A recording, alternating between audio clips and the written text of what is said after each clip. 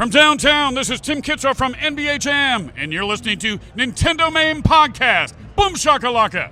This week on NintenDomain, Square is bringing us a brand new Zelda game to switch to, and your favorite games from last year are coming back into style. I don't want to make another bingo card. I found my grade school journals. Lots of Nintendo in there.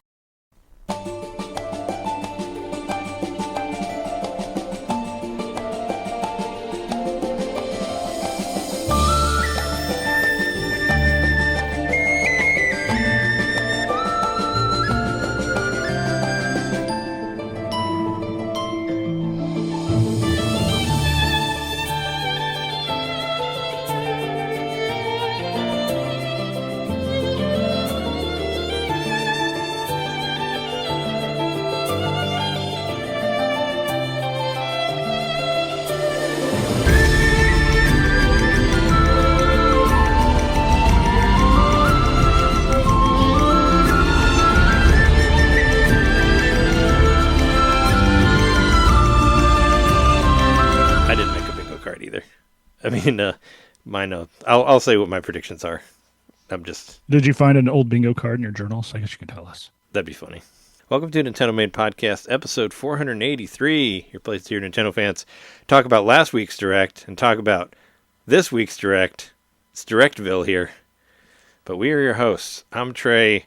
The Tales of Elliot is not an RPG, Johnson.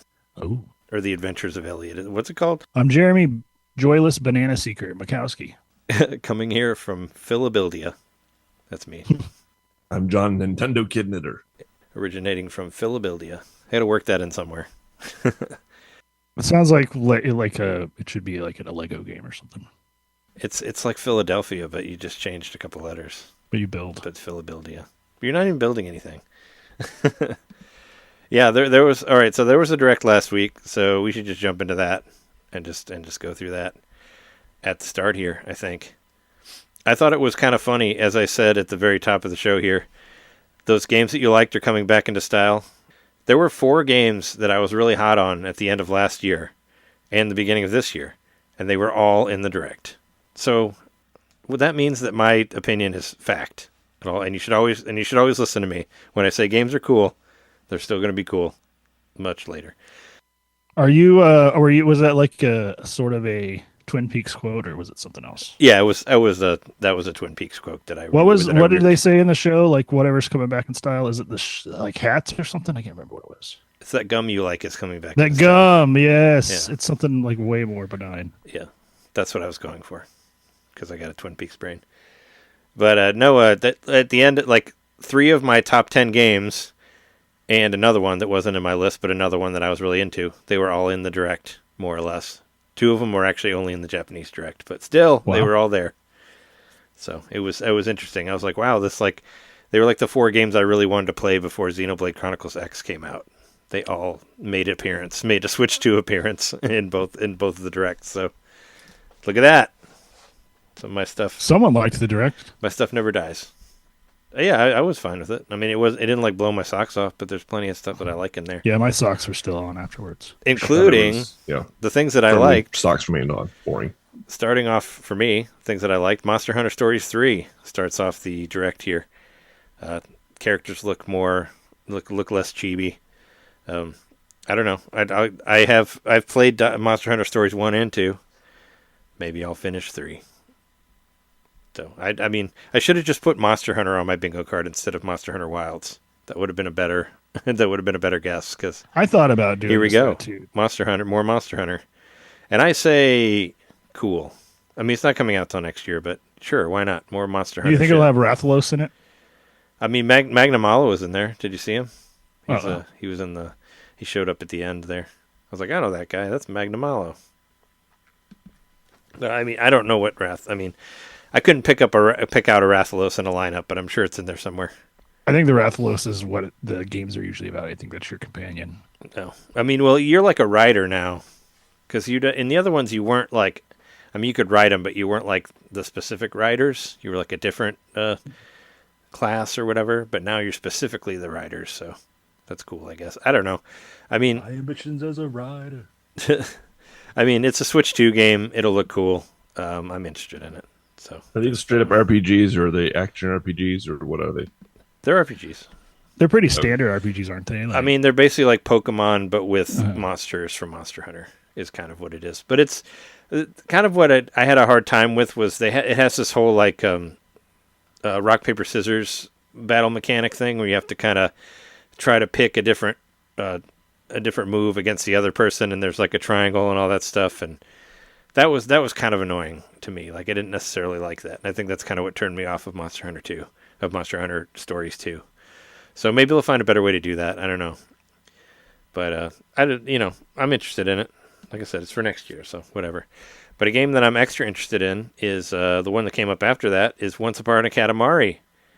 John, actually, you predicted this for the Namco Direct, but not for the partner no. Direct. And here it is. It's about time. Well, it was rumored for a long time they were doing a new Katamari, and here it is. It's the first one in like 15 years or something like that. Yeah. Well, I mean, it's a long time. I mean, I guess we should have figured that because we got the re-rolls for the two good ones.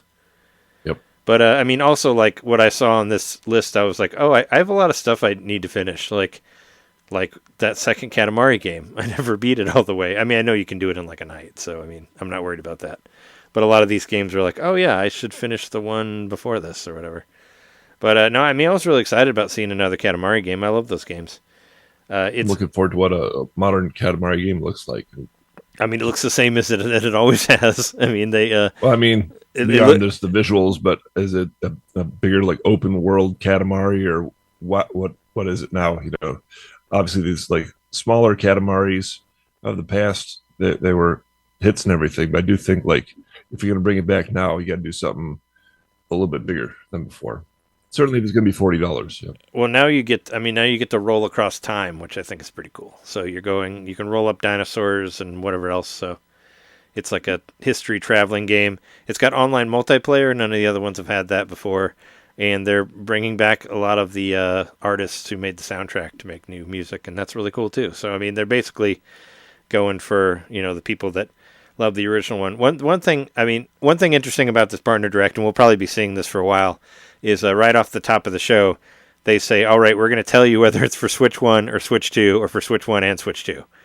So they kind of give you a little warning like within like the first like 5 minutes or whatever. And this is a Switch 1 only game, which was kind of disappointing because I think the mouse controls would actually be pretty cool for a Katamari game. Yeah, sure. Like Jess and I were watching it, and they were like, yeah, mouse controls. And I was like, yeah, that'd be great, but I don't think they're going to have it because it's a Switch 1 game. But I would be into trying it if they had that, like, because that would be cool. Because it's already got that, it's already kind of got the control that, like, Dragon Drive is supposed to have, where you move the two sticks and turn like that, so that would be cool in a mouse mode. But it's only Switch 1, and they didn't say anything about any Switch 2 things, so it's kind of like we probably won't get that. But, I mean, I would have, that would be cool if they did it. Plus, I mean, I'd like to see a version that sort of pushes the envelope a little bit graphically, where you have 1,000 things on screen, or 5,000 things on screen, with the power of the Switch 2 and all that. I don't know. Hopefully, they do an upgrade at some point down the line. I mean, it kind of looks like the other Katamari games, but I'm not mad about that because I like those games. So I'm fine with. Even though October is going to be a pretty stacked month, as you'll see from this direct. While I was watching it, I was like, they should call this the September-October direct, because that's basically everything is September and October. Or next year. Yeah, well, there's a couple things that were next year, but most of it was September, October. But speaking of next year, this is one that I know you got on your bingo card, Jeremy, and that's Just Dance 2026 edition. Yeah! Woo. I mean, it's about time they made another Just Dance game. I mean, I was so excited that they got All Star on there, my favorite song that was in every movie in the 90s. R.I.P. World's best ending credits, Mystery Men. Hey, now you're an All Star. It's on there. Awesome. Shrek. Well, it was in Shrek too, but it was also in like 20 other movies other than Shrek. Like, it was in every fucking movie in like 1999, like in the credits or in the opening credits or in the middle of the movie or whatever. I think didn't they even play live in the Rat Race movie? Like, it was like they like go to a fucking Smash Mouth show in that movie, and it ends. They're with basically them, a ska band in all things but music. It ends them. It ends music. with them. They look like a All-Star. fucking ska band. I mean, I did actually have that album, and there were some ska-like songs on it that were not on the radio. So, but whatever. That's one of the first albums I remember making fun of someone for buying. Cool. You could have made fun of me for buying it if you were in high school with me. I had the one before that, the Smash Mouth album before that, so I mean, it wasn't much better. I don't know. Yeah, I don't know which one I had. I think it had a Planet on it or something like that. Yeah, you probably had the one with All Star on it. I thought it was on there. I don't know. Anyway, Just Dance. There's a game that we won't buy, but it's coming out in October 14th of this year. I mean, if there's any Shrek content, I'm buying it. I mean, the All Stars on there, if you count that. They had some weird outfits too. They all kind of looked like variations of the Joker. Like they all kind of looked like they were wearing clown outfits, which kind of freaked me out because I don't like clowns. So it was very, I don't know. It was like this is like the Neon Joker edition, like the Batman Forever villain edition of Just Dance. That's kind of what I was getting from it. But that's that one. Dragon Ball Sparking Zero.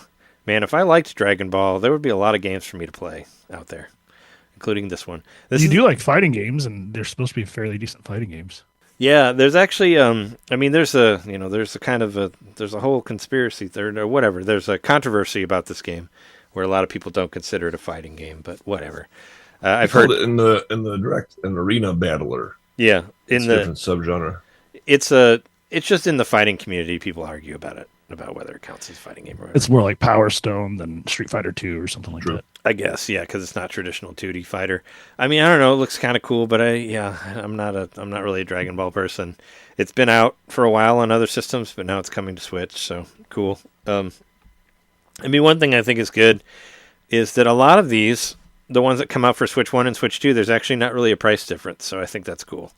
So Dragon Ball Sparking Zero is the same for Switch 1 or 2. It's $60 for either one. There's no like $80 Switch version or something like that, so I like that about it, I guess. It's coming out on the 14th of November. Cool. I know everybody was really excited about Plants vs. Zombies Replanted HD version. I remember playing that on my PC back in like 2008 or 2009. You played it on your PC? I only played it on my phone. I was hanging out with Dan, friend of the show Dan, and he was like, you should download Plants vs. Zombies. I'm like, I don't really want to pay for it. He's like, you should check out this thing called Pirate Bay. Yeah, I don't think it statute of limitations, but that's how I got it. I don't think it exists anymore, Pirate Bay. I think that's how I got Peggle as well. Wow. Which is another PopCap game. Yeah, I mean, I got both of those games for free on my phone. I didn't pay anything for either of them. Except, I didn't pay for Plants vs. Zombies. Yeah, Plants vs. Zombies was like one of the few games that I actually beat on my phone. Like this game and the Jetpack game or whatever were like the only two games that I actually got all the way to credits. I like the song at the end of Plants vs. Zombies. It was like, it's up there with like the Staying Alive from Portal as like one of the best in-credit songs.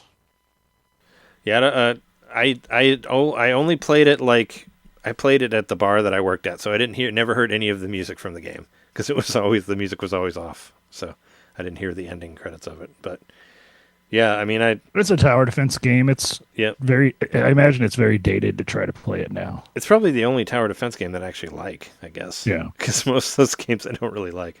There were some I liked back in the day that were like Flash games, but I mean, this one was this one's pretty simple. So, but yeah, I mean, there's another version of it. I don't care, but yeah, there it is.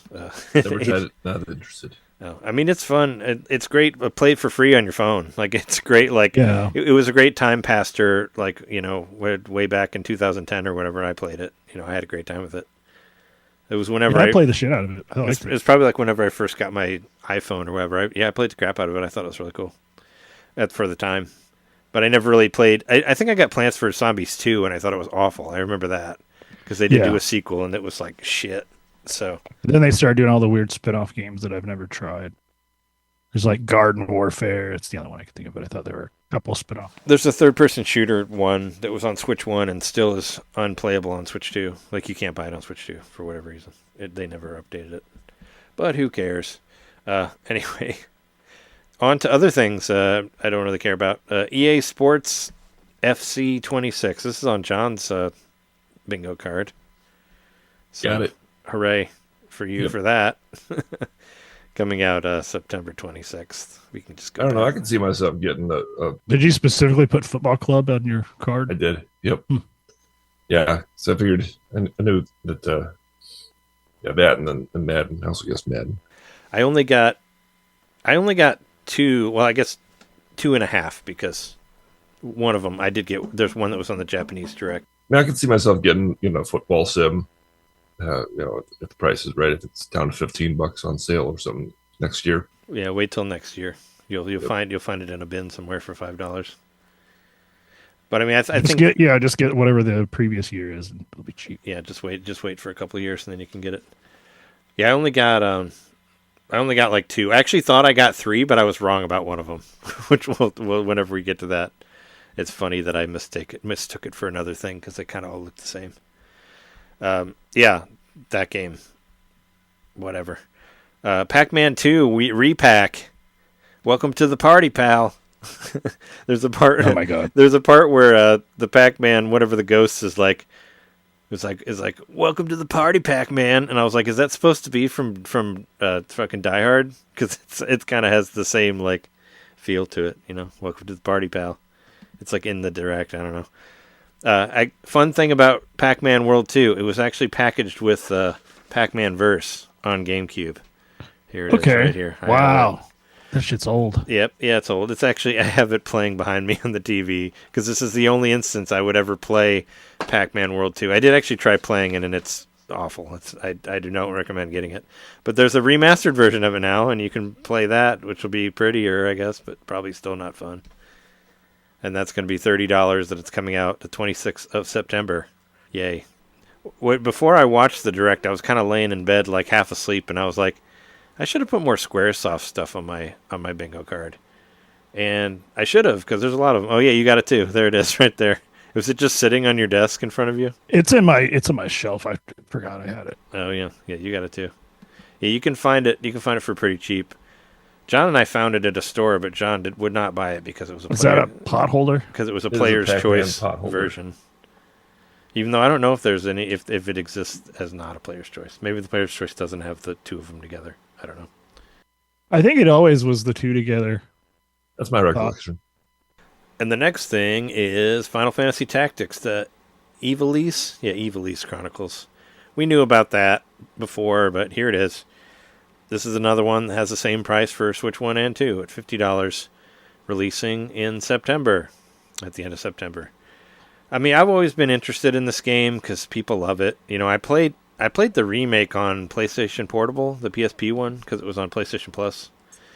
And it was cool enough, I guess. And I played the Final Fantasy Tactics game, which is much different, or the Final Fantasy Tactics Advance game, which was much different. That was the grand return of Square to Nintendo consoles. Yeah, it was the first Square game on Nintendo in a while, but it was similar to this, but the story was much different. It was a little more lighthearted, I think, but it plays the same. It has I remember the first battle is with snowballs. Yeah, you use snowballs in a school, like in the parking lot or whatever. I don't know. Do you have any interest in this one, Jeremy? In Nope. Final Fantasy Tactics? No? I had the one on Game Boy, and it just wasn't for me even back then. Yeah. I just can't get into these games. Every time I try, they just... Yeah, I have a hard time with the tactics stuff. I don't know. Me too. I don't have enough of a chess brain or whatever. And I like chess, but it's... Yeah, I can't think too many. I can't think enough moves ahead or whatever to play these things. One of my favorite memes is is Final Fantasy Tic Tacs, where they switch the I and the A, and it's just like a container of Tic Tacs that says Final Fantasy Tactics on it. Yep. I don't know. Yeah, maybe maybe it's on sale. I'll get it, but probably not. But one I will get is Persona 3 Reload. That's like one of my few things that I got on my bingo card. Yeah. Persona 3. There it is.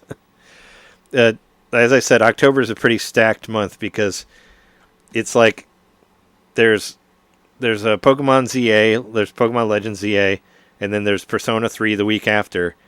And as we found out in the Japanese Direct, but not the American Direct, the week after that is Dragon Quest 1 and 2 HD remaster. So you get 3 weeks of RPGs there. So it's like, damn, that's cool. One after another after another. But yeah, no, I'm excited to play Persona 3 Reload.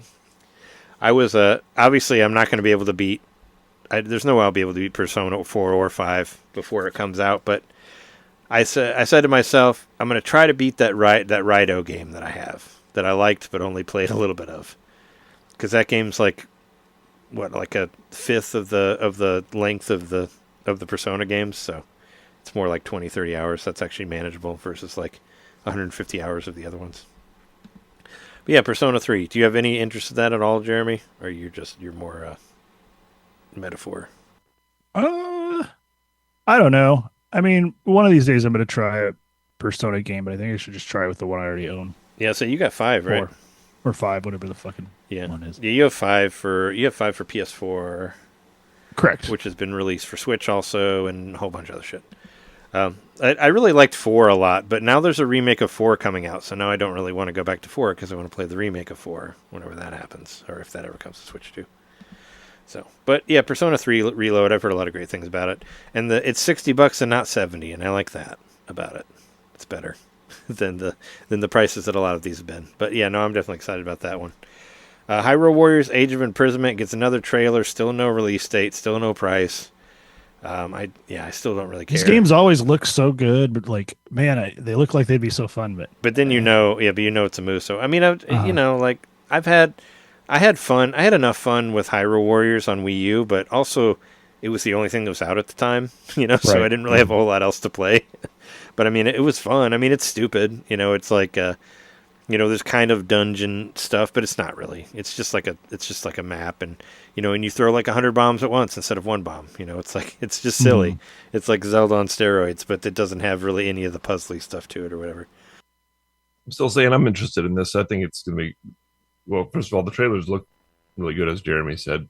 And the first one kind of wowed me. I like the style of it. And supposedly these games are part of the lore as well, but like, yeah, that's the other thing. Come on. Yeah, they're part of the lore. Well, I mean, they're doing the flip side of the Tears of the Kingdom story, which I think is interesting to me, because the whole plot of Tears of the Kingdom is that Zelda goes away. Link? And no, Zelda goes away. Because the whole plot of the game. Yeah. Yeah. And she's off in time. So now it's like, oh, what was she doing? I think that's kind of an interesting proposition for those of us who played most of the way through Tears of the Kingdom. Well, this one is before that too, right? This takes place while Link was asleep, so Link isn't in it.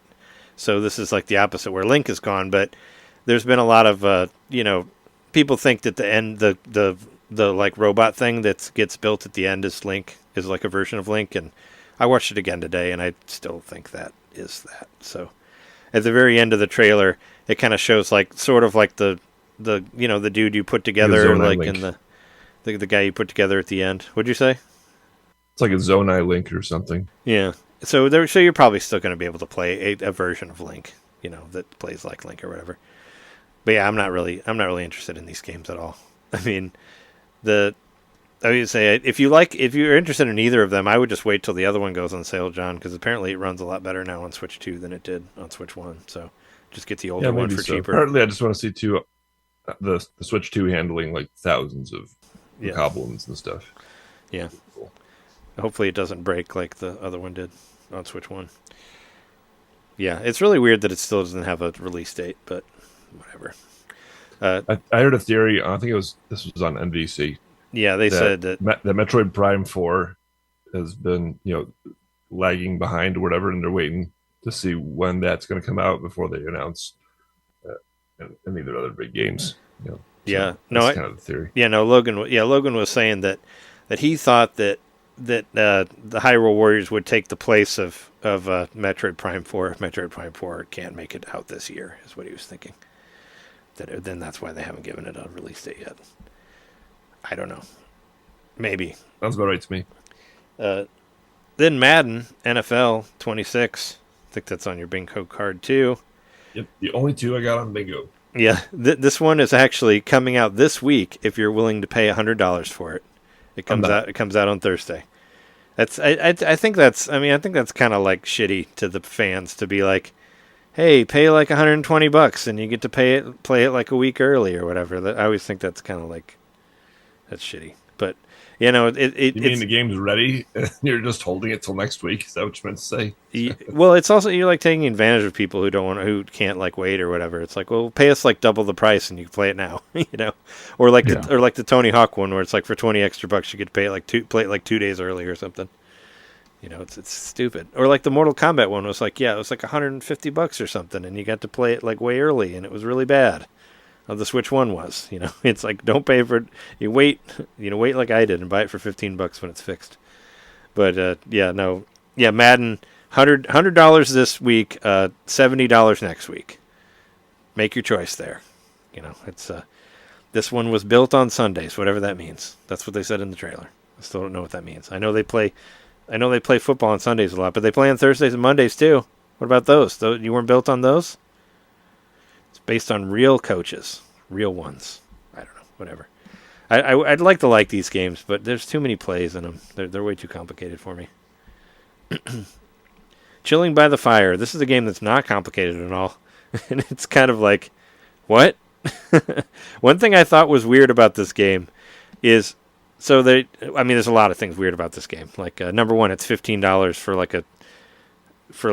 a fire It's like a chat simulator, but you can also talk with really weird looking dismembered heads or whatever floating around. But that's what it essentially is, though. It's like, I think it's a chat room that has a fire in it.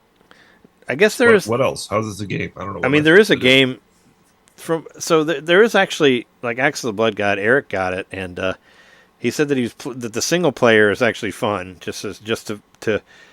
There is a single player where you build different fires and you have different, like, you know, wind or whatever that you have to, like, find a way to keep the fire going, like during rain or whatever.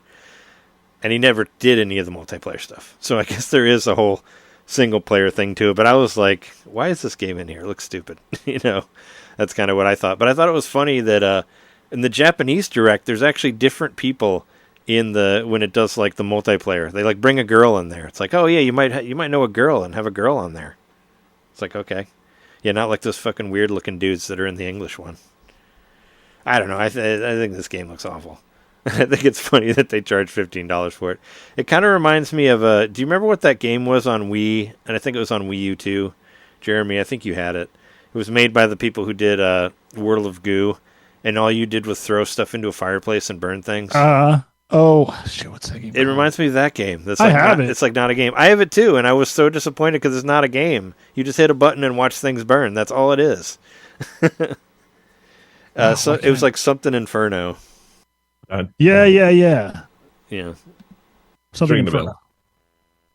Little Inferno. Little Inferno. Yeah. Yeah. It reminds me of that game, except I think that game still looks better than this one does. But Little Inferno wasn't really a game. You just put stuff in a fireplace and just burned them, and that's it. That's the game. This is one of the few times where I've actually been serious, where I've been like, I would just much rather build a campfire in real life. Like, yeah. It's quite an enjoyable thing. Well, sure. And I don't know if it would be in a video game, though. You can set off fireworks and other stuff on there or whatever. I don't know. You do that in real life as well. Yeah, this one was like, so whatever. Moving on. Apex Legends is out on Switch now. Switch 2, yeah. The Switch 2 version is out now. It's like almost 70 gigs. It's like 68 point something gigs. That's a lot of gigs, but it's free if you want to play it and have it not. It's a hero shooter, right? Or it's like a I don't know. Overwatch.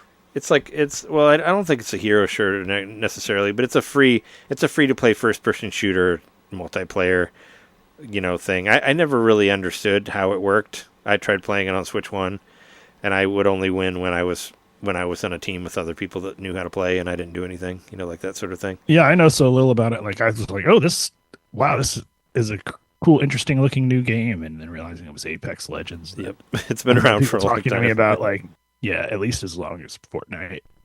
I mean, it's pretty much like Fortnite. It's like a you know, team based online free to play competitive whatever thing. I remember there were a lot of boxes that you'd open with different guns in them that you could get and shoot people with. I don't know. I was confused on what you did, really. But I don't remember picking classes or whatever, so I don't think it's necessarily hero-based. But it's out for free, and it's a lot of gigs for you to get. Then there was Hella, which I thought looked hella cute with the little mouse running around. and you can collect stuff and give plants to people, and I don't know, it's kind of got that chibi robo-ness, except you're a mouse. It's cool. You're small. You have to run around the forest and find ingredients to help heal your witch. Yeah, somebody's sick. There's somebody that you got to. Sounds like Mrs. Frisbee and the Rats of Nim. Yep. Yeah. I wish it looked that good. With witch, there's a word for it, but with witches, there's like a connection to animals or whatever. Animism? And not that, but you are something in relation to this witch. Oh, a familiar? For that. Yeah, that's it. Exactly. Oh, yep. Okay. You're this witch's familiar. Yeah, you have to help heal her. Like the cat from Sabrina. Right. Yeah, I don't know. I think it looks all right. It's coming out next year, but, I thought it looked pretty cool. It's a Switch 2 only game. So there you go. They showed a little bit of Star Wars Outlaws. I'm still interested in that game. It kind of got a divisive, people responded to it differently last year. I saw an article that was like, whatever you didn't like about it before, we're going to fix on the Switch 2 version. So I'm interested to see what they fix, if anything. But they're saying every time they say a Star Wars game that takes place between two of the movies, I'm always thinking it's going to be Shadows of the Empire, but we still haven't gotten that shit. I mean, this actually does take the same time as Shadows of the Empire, but Shadows of the Empire is not canon anymore, so it is Shadows of the Empire, kind of, because it takes place between Empire and Return, and Jabba's in it. I don't know. Some people like it, some people don't. I'm still interested in it. Yeah, I saw people saying that it was like the definitive edition, or they're gonna fix whatever didn't work before on the Switch. So I don't know. I'm interested because I like stupid Star Wars games, and it's coming out at the beginning of September. It's the 4th of September. Chronos, the New Dawn. I actually really thought this one looked cool. I was into it. It kind of looks like Dead Space, so it's like a space survival horror game.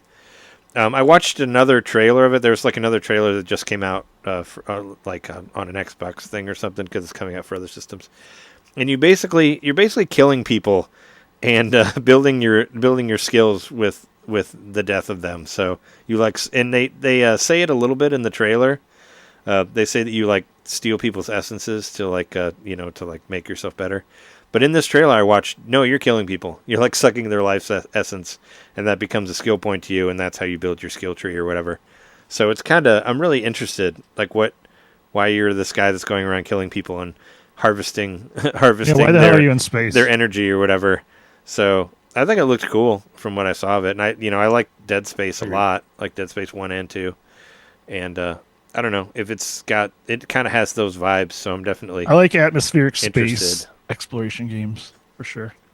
Yeah, so I'm definitely interested, and it's not $70, but it's coming out the day after whatever the last one was, Star Wars Outlaws. So that would be a pretty expensive week. We'll see which one gets rated higher or whatever.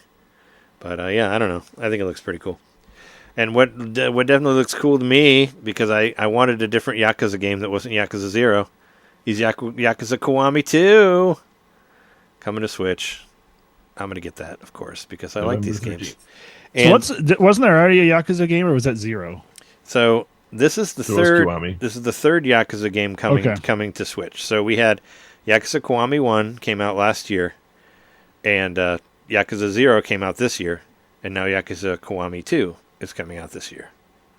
For Switch 2 and Switch 1. Yeah. So okay. Is it for Switch 1 too? I thought it was just 2. It's for both. Are you sure? Positive. Okay, because Kiwami 2 was the first PlayStation 4 only one, whereas Kiwami 1 and 0 were both PlayStation 3 games. That's why I thought maybe it wouldn't be a Switch 1 game, just because it was on a higher system. But I mean, it kind of looks the same on here. But I mean, that's another game that I need to beat Kiwami 1, but that was one of the 4 games that I was really into at the end of last year and at the beginning of this year. Yakuza Kiwami 1, and now it's getting a Switch 2 version also. So I hope that they'll actually let you upgrade it and you don't have to buy it again, like fucking Sonic Generations, where they made you buy the whole game again. Do you think they're ever going to bring any of the Dragon games to Switch now that they're basically putting all the other Yakuza games on there?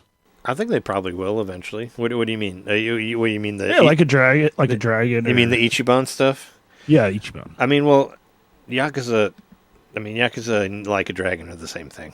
It's, I know. it's I know that. That's why I was saying like, but we haven't had any of those released on the Switch yet. yeah. It was they changed it. They changed this. They changed the name to Like a Dragon because that's what it was called in Japan. But it's still. But these ones were released before they changed it to Like a Dragon, so that's why it's still called Yakuza. But I mean, I would think it. If they keep selling them, I figured we'd eventually get them all on here. I mean, I was hoping, and then maybe someday we can get Pirate Majima, that game that I really wanted to play. Yeah, I want to play the Hawaii one. Yeah, or Is like that the same one. or no. Well, the Hawaii one was what? Infinite Wealth.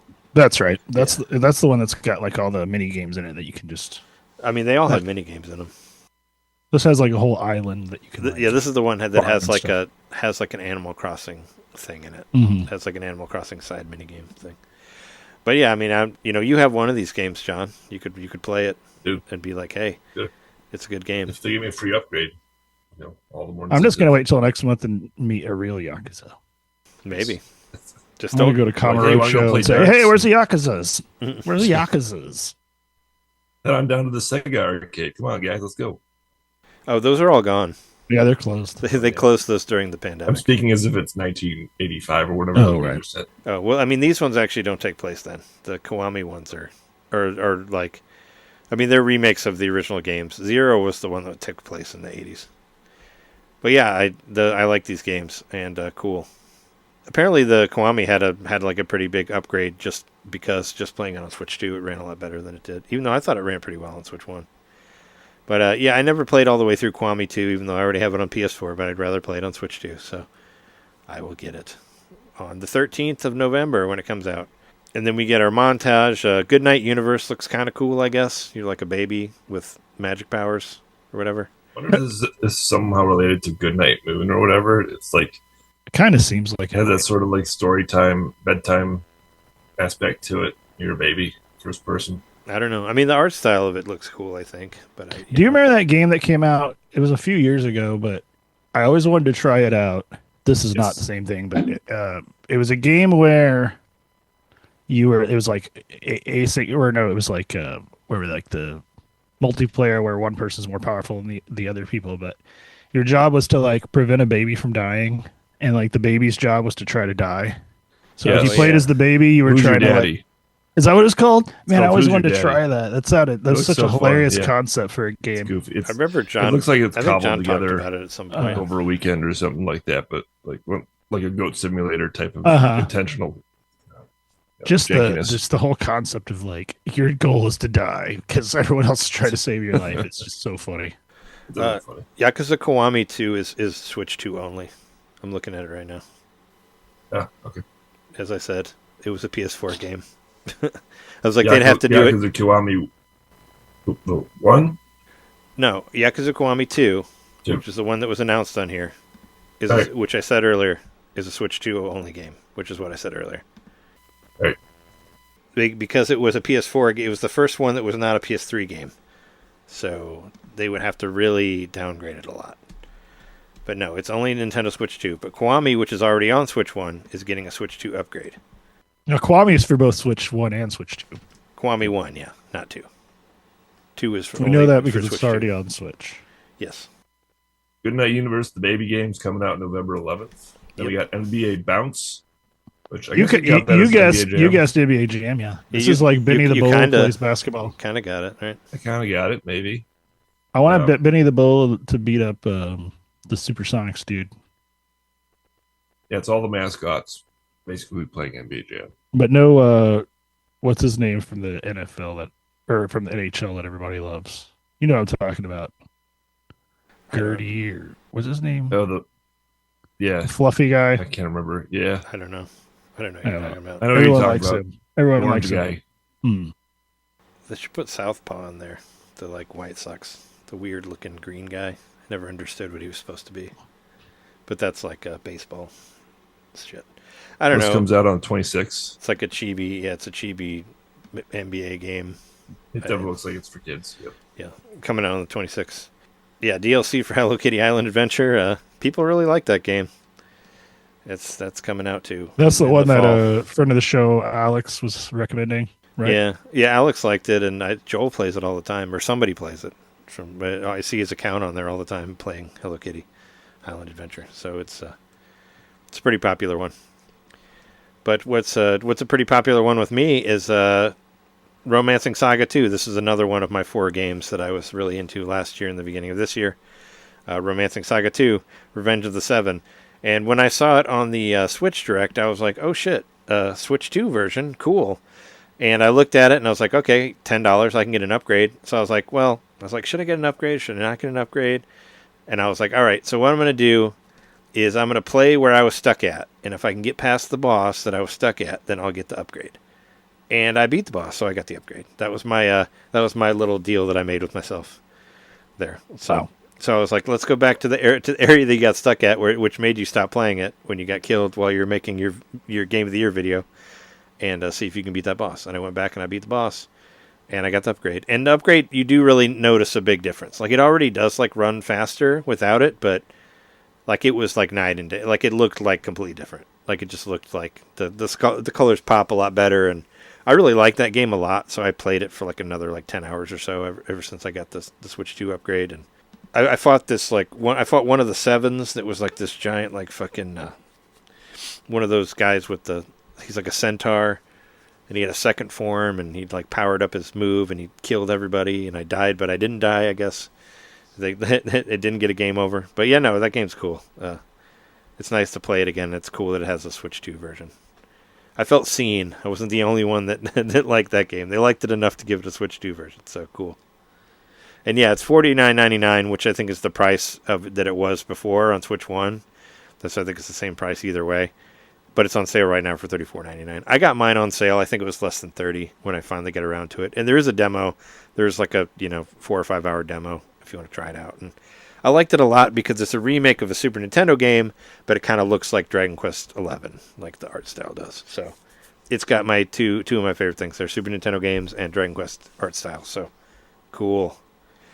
Let's see what else. The next one was a game that already came out. Shinobi Art of Vengeance. No, see, you messed it up too. It's actually not out. See, I thought when I saw Shinobi Art of Vengeance, I thought it was Ninja Gaiden Ragebound, which is already out. But it isn't. It's I've been confusing the two as well. It's Shinobi, which Shinobi doesn't come out until the end of this month. It's not out yet. Oh, end of. Oh, no. I do have the date on here. Yep, I've just read the date. No, you have the date on here, but when I was watching the Direct, I thought that it was Ninja Gaiden.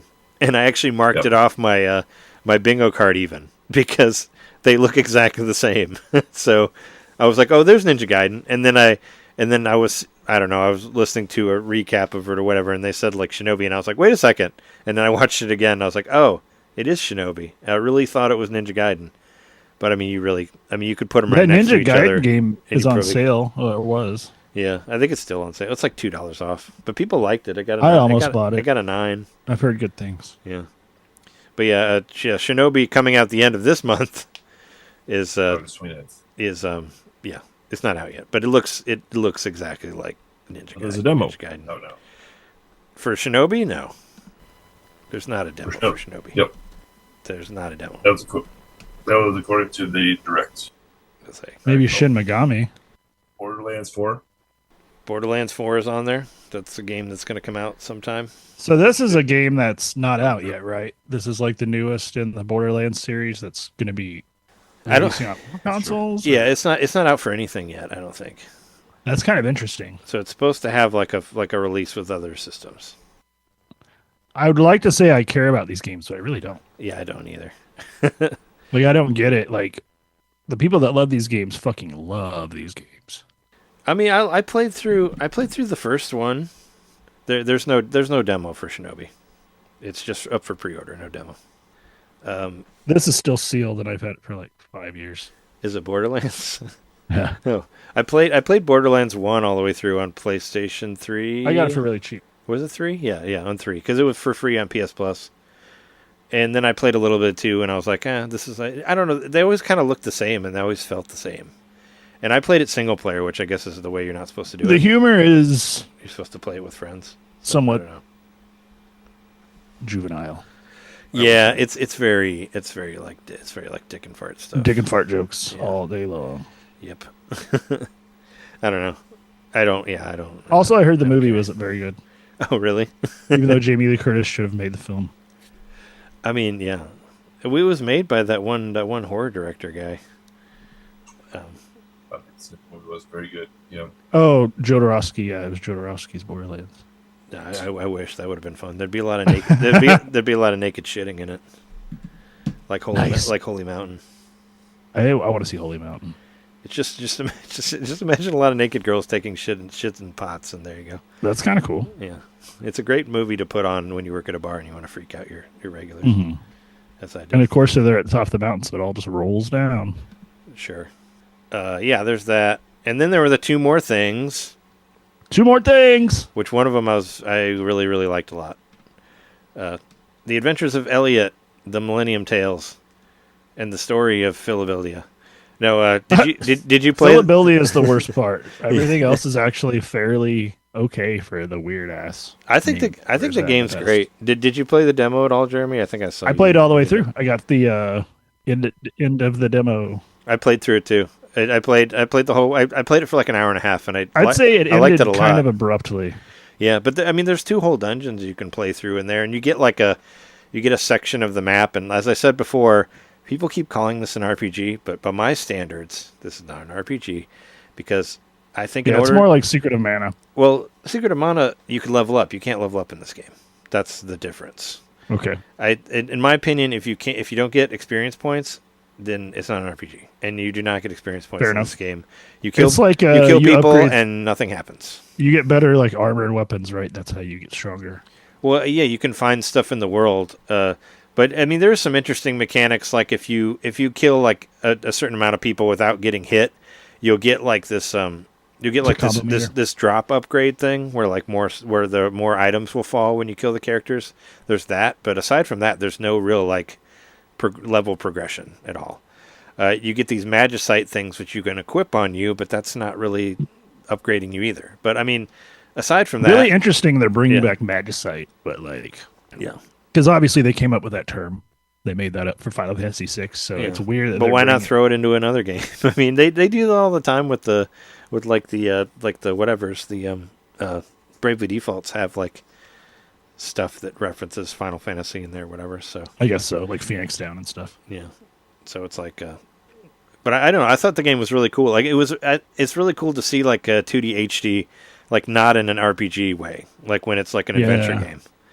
And it feels like a Zelda game. Like it totally 100% feels like Super Nintendo Zelda, like A Link to the Past. So I mean, I don't know about that. I mean, you can't run. Feeling. I mean, you can't run into walls. Well, actually, no, you can.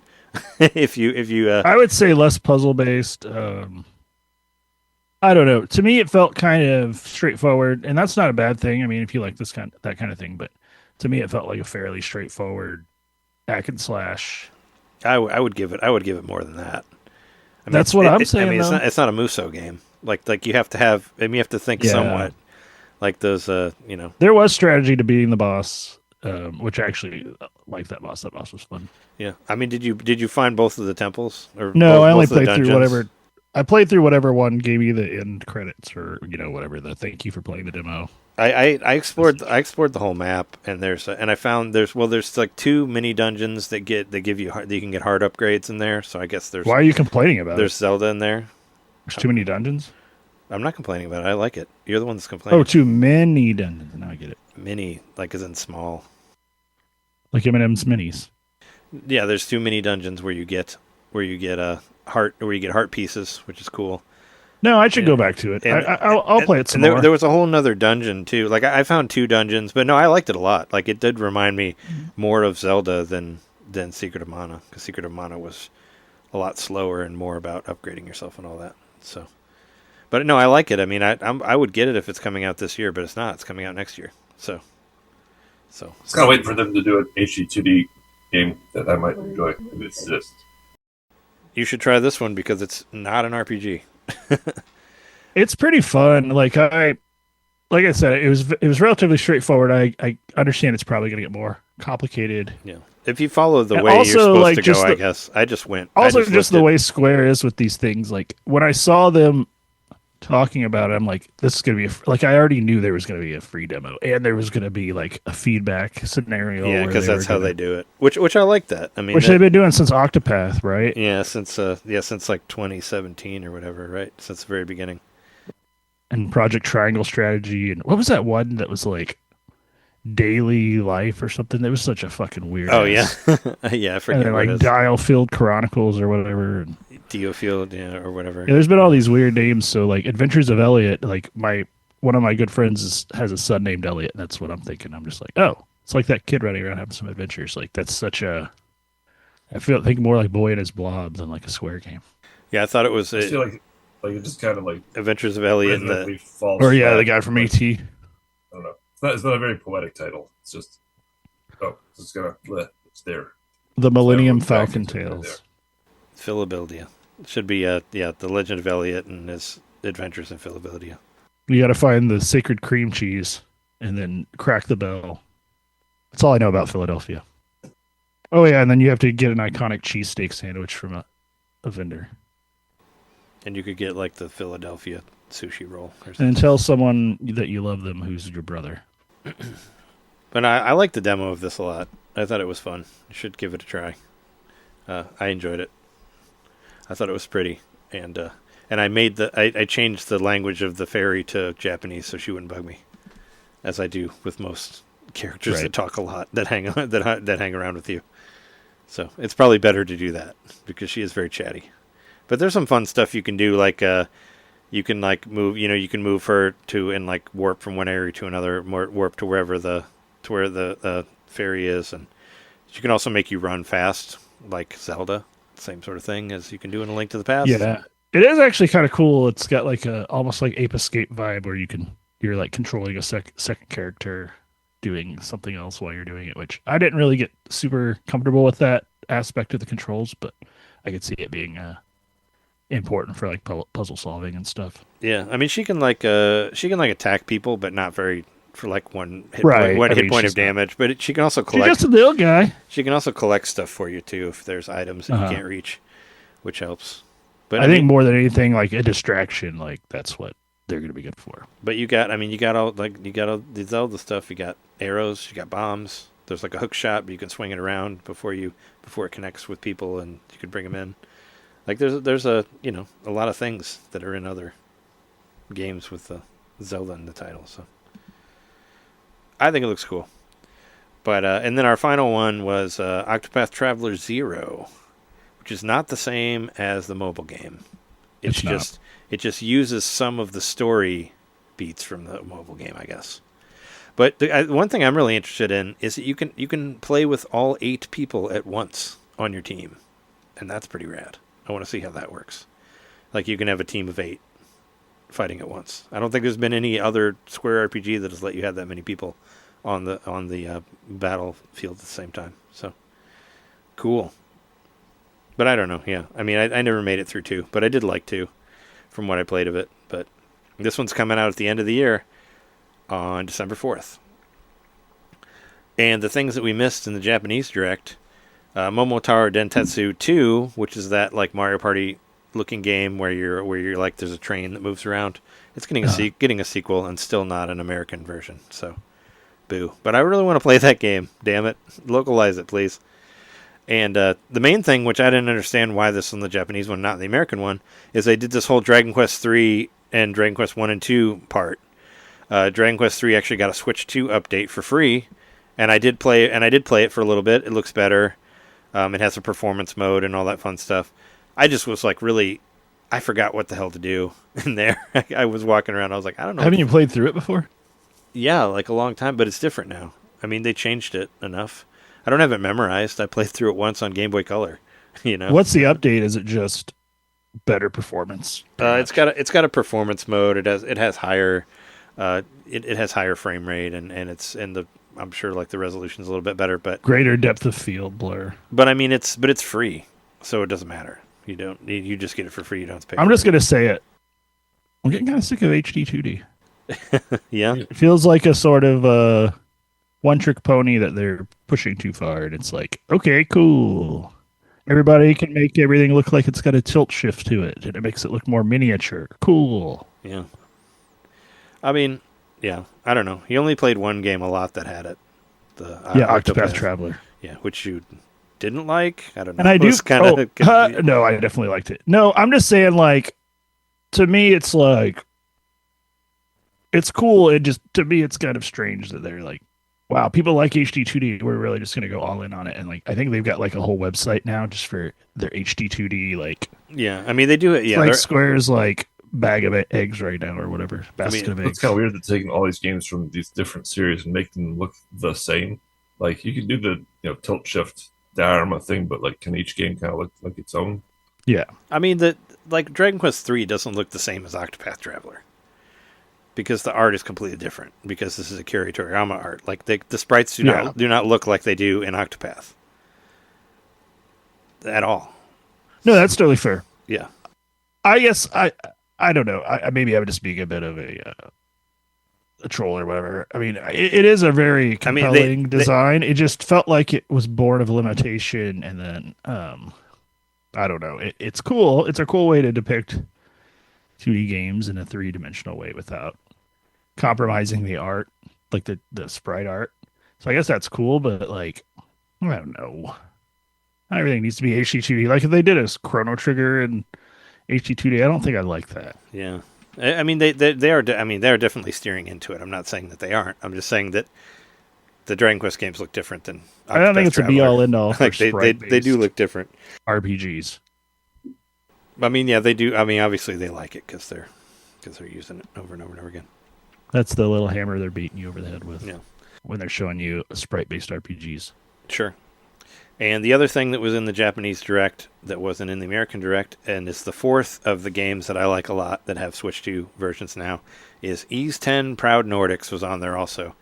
What makes it proud? It's like because it's like expanded. It's like Persona 5 Royal or whatever. It's okay. It's the new version of it, but it's only out in out in Japan right now, and most of the time the Asian version has an English translation in it, but this one doesn't. So there's no way to get an English version of it. I imagine that has something to do with the Japanese only Switch 2. No, it doesn't. You don't think so? No, it doesn't. The reason that is because the Falcom games, they actually hire like a specific translator that does it later, because they're the American version of the game and the Japanese version of the game, they always come out a year apart. Like they don't have them, they don't release at the same time. So whoever translates it is actually not a part of the Falcom company, so they have to send it out and get it translated. And so it's longer. It's always a post-release thing because they don't get a chance to translate it until it's come out in Japan. I get it. Yeah. Like Ys 10 didn't. They translate the final build. Like Ys 10 didn't come out until like a year after it got its Japanese release. I think that's how 9 and 8 were also. So that's just kind of how it is. But I was just because it's like a game that already came out, but there's new stuff in it. So, I know something about Nordic Pride sounds racist to me. I don't know why. Yeah. But I mean, it's just I mean, I really want to play through the rest of that game, but I'd rather play it in 120 FPS if I can, and that's the Switch 2 version. So maybe I'll just wait for it. I don't know. But I also heard you can actually transfer your save file, but I think you had to have beaten it. So you can transfer your clear save and then go and do all the new stuff on the Proud version. Okay. Yeah. So I mean, there's probably extra quests or something. Yeah, that's the idea. There's more. They're adding more story stuff and all that stuff and all that shit. I do plan on getting Ys 10 at some point. Like I really liked 8 and 9, not so much, but Lacrimosa was a very, very good game. Yeah. It took me like 6 or 7 years of you telling me it was good for me to finally play it. Well, you had to wait for it to be free on PlayStation Plus, right? Like most games. Well, actually, it was free on there for quite a while before I played it too. Yeah. But I was glad I did. Like that was a great game, and 9 not so much. It felt like the Prince of Persia. I like 9. I mean, Warrior Within or whatever. I mean, I beat it finally, but I don't think it was. I mean, I didn't think it was that dark, but I mean, whatever. I mean, it's silly. I mean, I don't like it as much as 8 or 10, but I finally beat it on Switch 2 at least. But yeah, that's the end of that. That's the end of that Direct. So there's a demo out for Shinobi. That's sad. I wish there was more Directs. Check the. I downloaded it. Okay. Well, it's not on the store. That's on the store. It's not on the PC store because that's where I looked. Shinobi. Now, don't fret, listeners. Us disagreeing as co-hosts is actually good because it makes all of us better people. Something like that. Because sometimes one of us is right and the other people are wrong. Well, I'll go try to download it on my Switch because like when I said 2D HD. No, I'm just kidding. I mean, I'll go check on my Switch because I went to on the PC and it said, or went to it. I don't on think my it goes computer, Switch to Switch. I think it's like, and it said all no. Switches would have it. It didn't say anything about demos. Yeah, I don't think that it's like based on your individual Switch whether or not it's available. It says it in the Direct though, so I don't know why it didn't show up on the website. But we could talk about that next week if one of us plays it. So anyway, let's take a break and come back and talk about whatever else we have to talk about. Sounds good.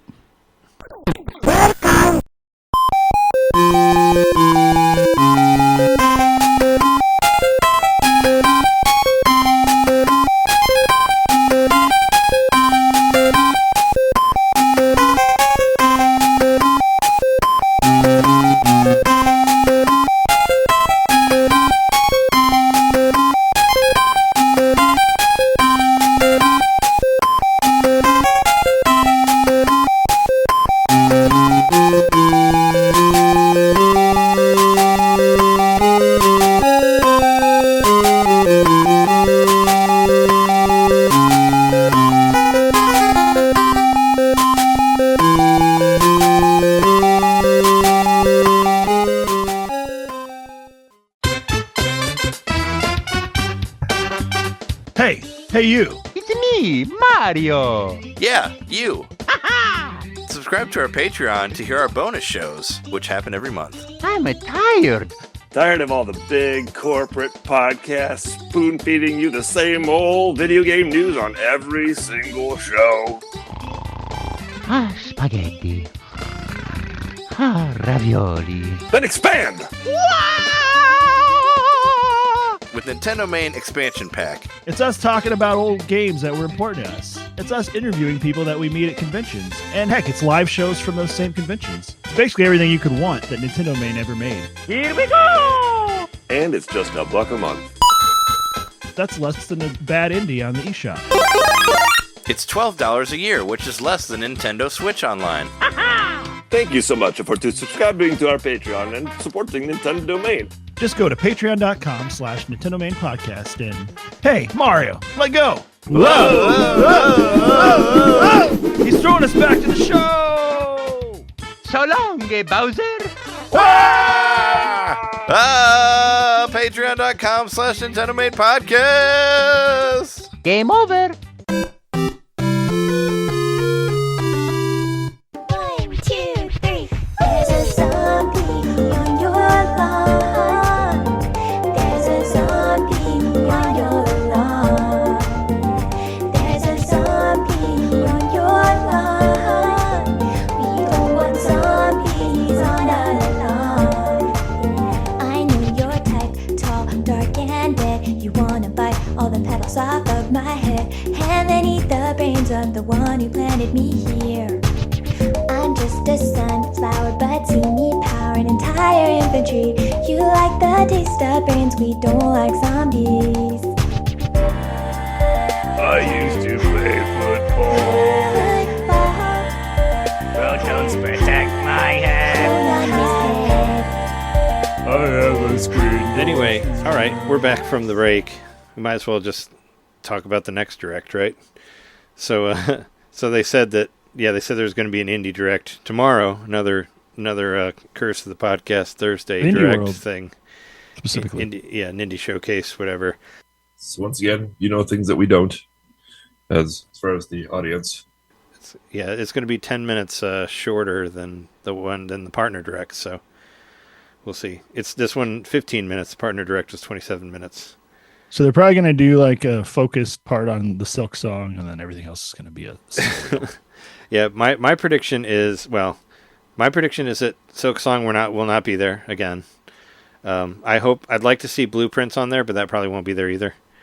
I want it to be on there so bad, so I can put it on my list of games for the year. Yeah. Would you get it again if it was on there? Oh, absolutely. Yeah. I think it was a $20 game. I mean, I got it. It was on PS Plus day it released, but I would pay for it, especially now that I know. Oh yeah, I you put didn't so much time into it. I wouldn't mind throwing some money their way. Oh yeah, I guess you didn't actually technically pay for it because it came with a paid service. Yeah, they got like whatever, they get their Spotify money or whatever for PS Plus. Yeah.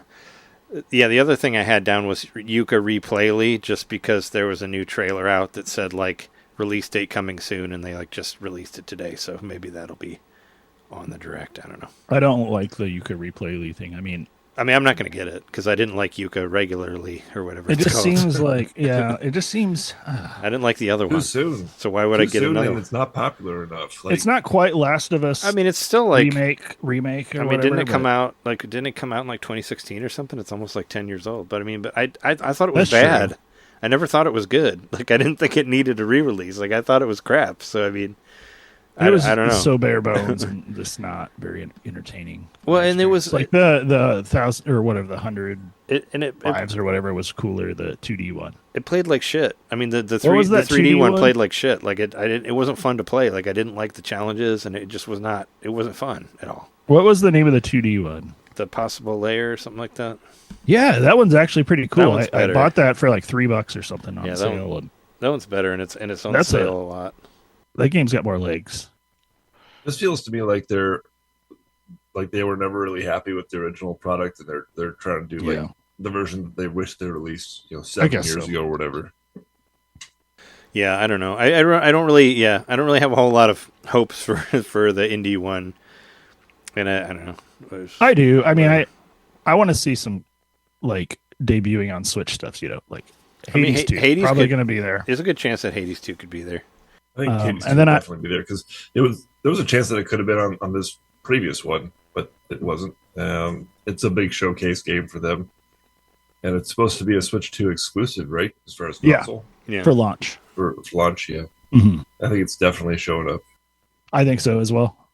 Yeah, I don't know. I'm excited because like there's maybe something there we don't know yet. Like I'm going to go back to what I said in the partner direct. One of my things was wordplay, that Balatro like Scrabble like game that I really want to try, and I don't want to download it on Steam. I don't want to play it on Steam, so I'm not going to. Oh, I do want to try that one too. That's the only place it's available right now. So if it were like spearheaded by it's going to be on Switch 2, and then or I bet they would put it on Switch 1 as well, and then like maybe come to mobile after the fact. I think it's going to shine on mobile just like Balatro did, but it's on my radar for sure because I love word-based games. I still play Wordle. Me too. And Never played that game. Yeah, I still play Wordle most days, and I just love those kind of like I always loved Boggle, and it kind of looks like Boggle. And I always loved Scrabble. It's like a Scrabble Boggle combo. Those types of games, it just feels like if you're kind of weighed down throughout the day, like it gives your brain a good like scrubbing, so you feel like fresh afterward. Yeah, and you feel smart Yep. if you solve the puzzle because you're like, oh, my brain's still working, even though I thought it wasn't. Well, I got a bingo card. I think I'm the only one who did a bingo card. I could throw out a few of these. I didn't. Yeah, I didn't even think about it. I'm reusing my previous bingo card. I'm That's fair. I'm reusing mine too because I don't. With these indies, it's I really a little don't harder care. too because Yeah. these can be more left field. So once again, I went to Steam. We know they're not going to be adult-oriented adult-oriented games because those got removed from Steam. And Oh yeah, the Child. one thing I got half on my bingo card was "Dear Me, I Was" in the Japanese Direct, but not the American one. The only thing gave I got was myself- Just gave myself Dance. half. which I mean, I know I went on a limb with that one, but I got it. You were right though. I just got those two EA games. I think this is our lowest scoring bingo ever, probably. Yeah. I didn't even on get. my- Yeah, I didn't even get 3. I thought I got 3, and I didn't even get it. Even. On this week's bingo, I have my friend Pedro 2. This is my 4 corners of hope. Pedro 2, Superliminal 2. Oh, that'd be so cool. Please. Extra Yes, it's liminal. about time. More Did you liminal. trade? Did you ever get around to playing Superliminal? Yeah, I played it when John was here. It's really good. I played it on. love it. I played it on your system when you were here for. Was it Jeremy's pre-wedding party? I think Batch so. part. I think so, yeah. Something like that. Yeah. I think that was when I played it. That's worth, whenever it's on sale next. I do feel like it picks up steam after the first couple of levels. I think it starts great, but it just constantly evolves and does new things. And then the last third or quarter, I would say, is just like, whoa, it goes places. I also put on there Bramble 2. It's been about 2 years since that game came out, maybe 3. I think. I don't know. You want some more About time. fighting some giant trolls, and as a child, I do. who's supposed to be sleeping. I do. And I like, I think there's a lot more room to grow with that series, and I like the digging into the Nordic folklore and all that. I think that's so cool. Last one of my four corners is Manifold Garden 2. I would love to play. I've still never played Manifold Garden. You didn't. If you like Superliminal, you will love Manifold Garden. Did you ever make it through that one? Yes, I did. Oh, okay. It's great. I'd say you could probably beat it in about 5 or 6 hours. I think I can just get it for free because of Netflix. You should give it a try. It's amazing. Yeah. Play it on your phone. It's like a real piece of art.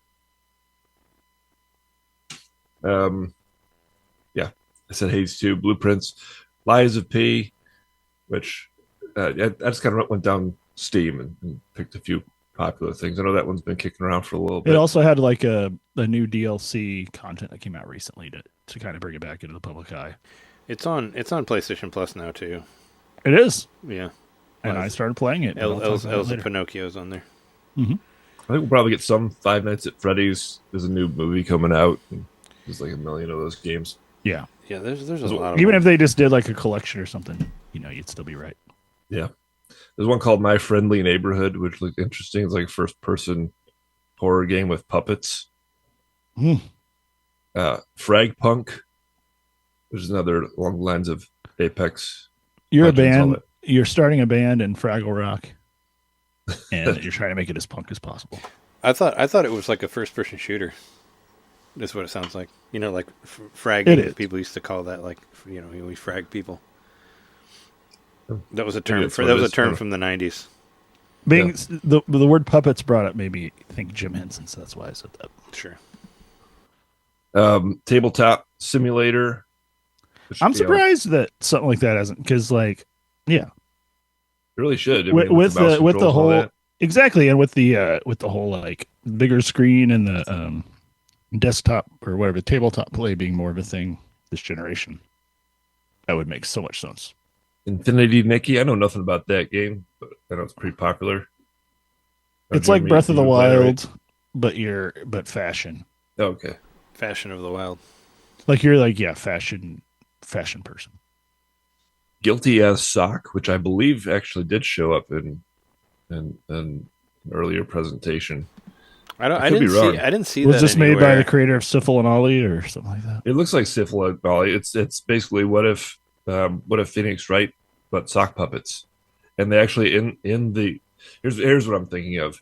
In the actual trailer for the game, they name call the Switch 2 in the trial. One of the trials, some of the puppet says, "Oh, somebody stole my Switch 2." Oh, so wow. So it's very so it's very current. Yep. Yeah. Wow. Yep. That's Super meta as current. fuck. I saw they played it on it was on the AEW's Twitch stream or whatever. So I saw some of the wrestlers playing it, but that's all I know about it. It looks pretty funny too. It's actually multiplayer, so you can like sue your friends. Yeah, they were playing. Yeah, you can play. Game. You can play. I'm waiting until I'm a people. millionaire to do that. I'll wait until you're a millionaire to sue you. How about Exactly. that? Thank you. I I say appreciate it it. works the other way around. Well, there's one called Cato's Post Office, which is a simple, like, cozy game. You're a cat delivering mail in like a Animal Crossing town. That's totally Switch vibes. You have to keep your postal meter from going all the way up. So you don't go nuts. Yeah. Claw everybody. So it doesn't turn into the postal game that we have. Tiny Glade, which is like you build little dioramas. Dave the Diver. We're getting some new Dave the Diver thing. I think I was there's gonna supposed to be say, some DLC. There's a ton of DLC for that is Uh-huh. out It's or all is coming out. cross-promotional so, stuff. So there's a good chance it could be in there. I think we're definitely getting Stray NS2 edition because the game famously did not run great on the Right. Switch 1. Where they'll Yeah. just make it playable. They'll make it like the actual version or whatever. I think Satisfactory will come to Switch 2. I don't know what that is. Satisfactory is like you have to build. Essentially, it's supply chain management. The game, like you have to build factories and manage your supply line. But it's got really great reviews. My brother-in-law plays it, and he says he's absolutely obsessed with it. Also known as So Capitalism Simulator. Something like that. Like you build these crazy Rube Goldberg factories, that span for like miles and miles and miles. No, I know Satisfactory is a great game. I saw, I've seen people like share their whatever worlds you want to call it, and like they just go at like 2 frames per second because of the amount of stuff they've put in it. I think that totally could work on the Switch too. There's one called Get to Work, which is one of those like work games. So hard it's funny games. I'm getting a strong blue collar vibe from this list. A lot of work shit. I'm feeling a little like revolution-y. Yeah, Planet Coaster. Yeah, build roller coasters and stuff. Is that part of the Will Wright line, or is it something else? No, it's actually it's like its own thing. It's like what Stardew is to Harvest Moon. Okay, someone else is doing Planet Coaster versus the Roller Coaster Tycoon. Okay. Let's see, Accident left Shenmue on there. Yeah, right. It's indie enough, right? I mean, the third one was produced independently. I was gonna say Sega didn't do the third one. I don't think so.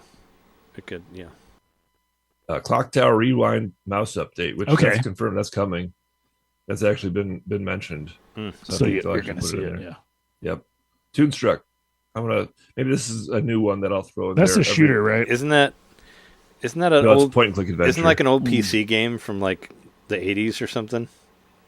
It's point and click adventure from the mid 90s. And Jeremy, I think you're thinking of the mouse game. Yeah. That'd be cool if that What game that was was in called. there. It's like a first person shooter that looks like Cuphead, kind of. Yeah, that was pretty cool too. Maybe that'll be there. I like Chex Quest 2 and 3. That would be Yes. hilarious. Complete the trilogy. Come on. You've I got already the had first rice one. checks. Check out corn and wheat checks.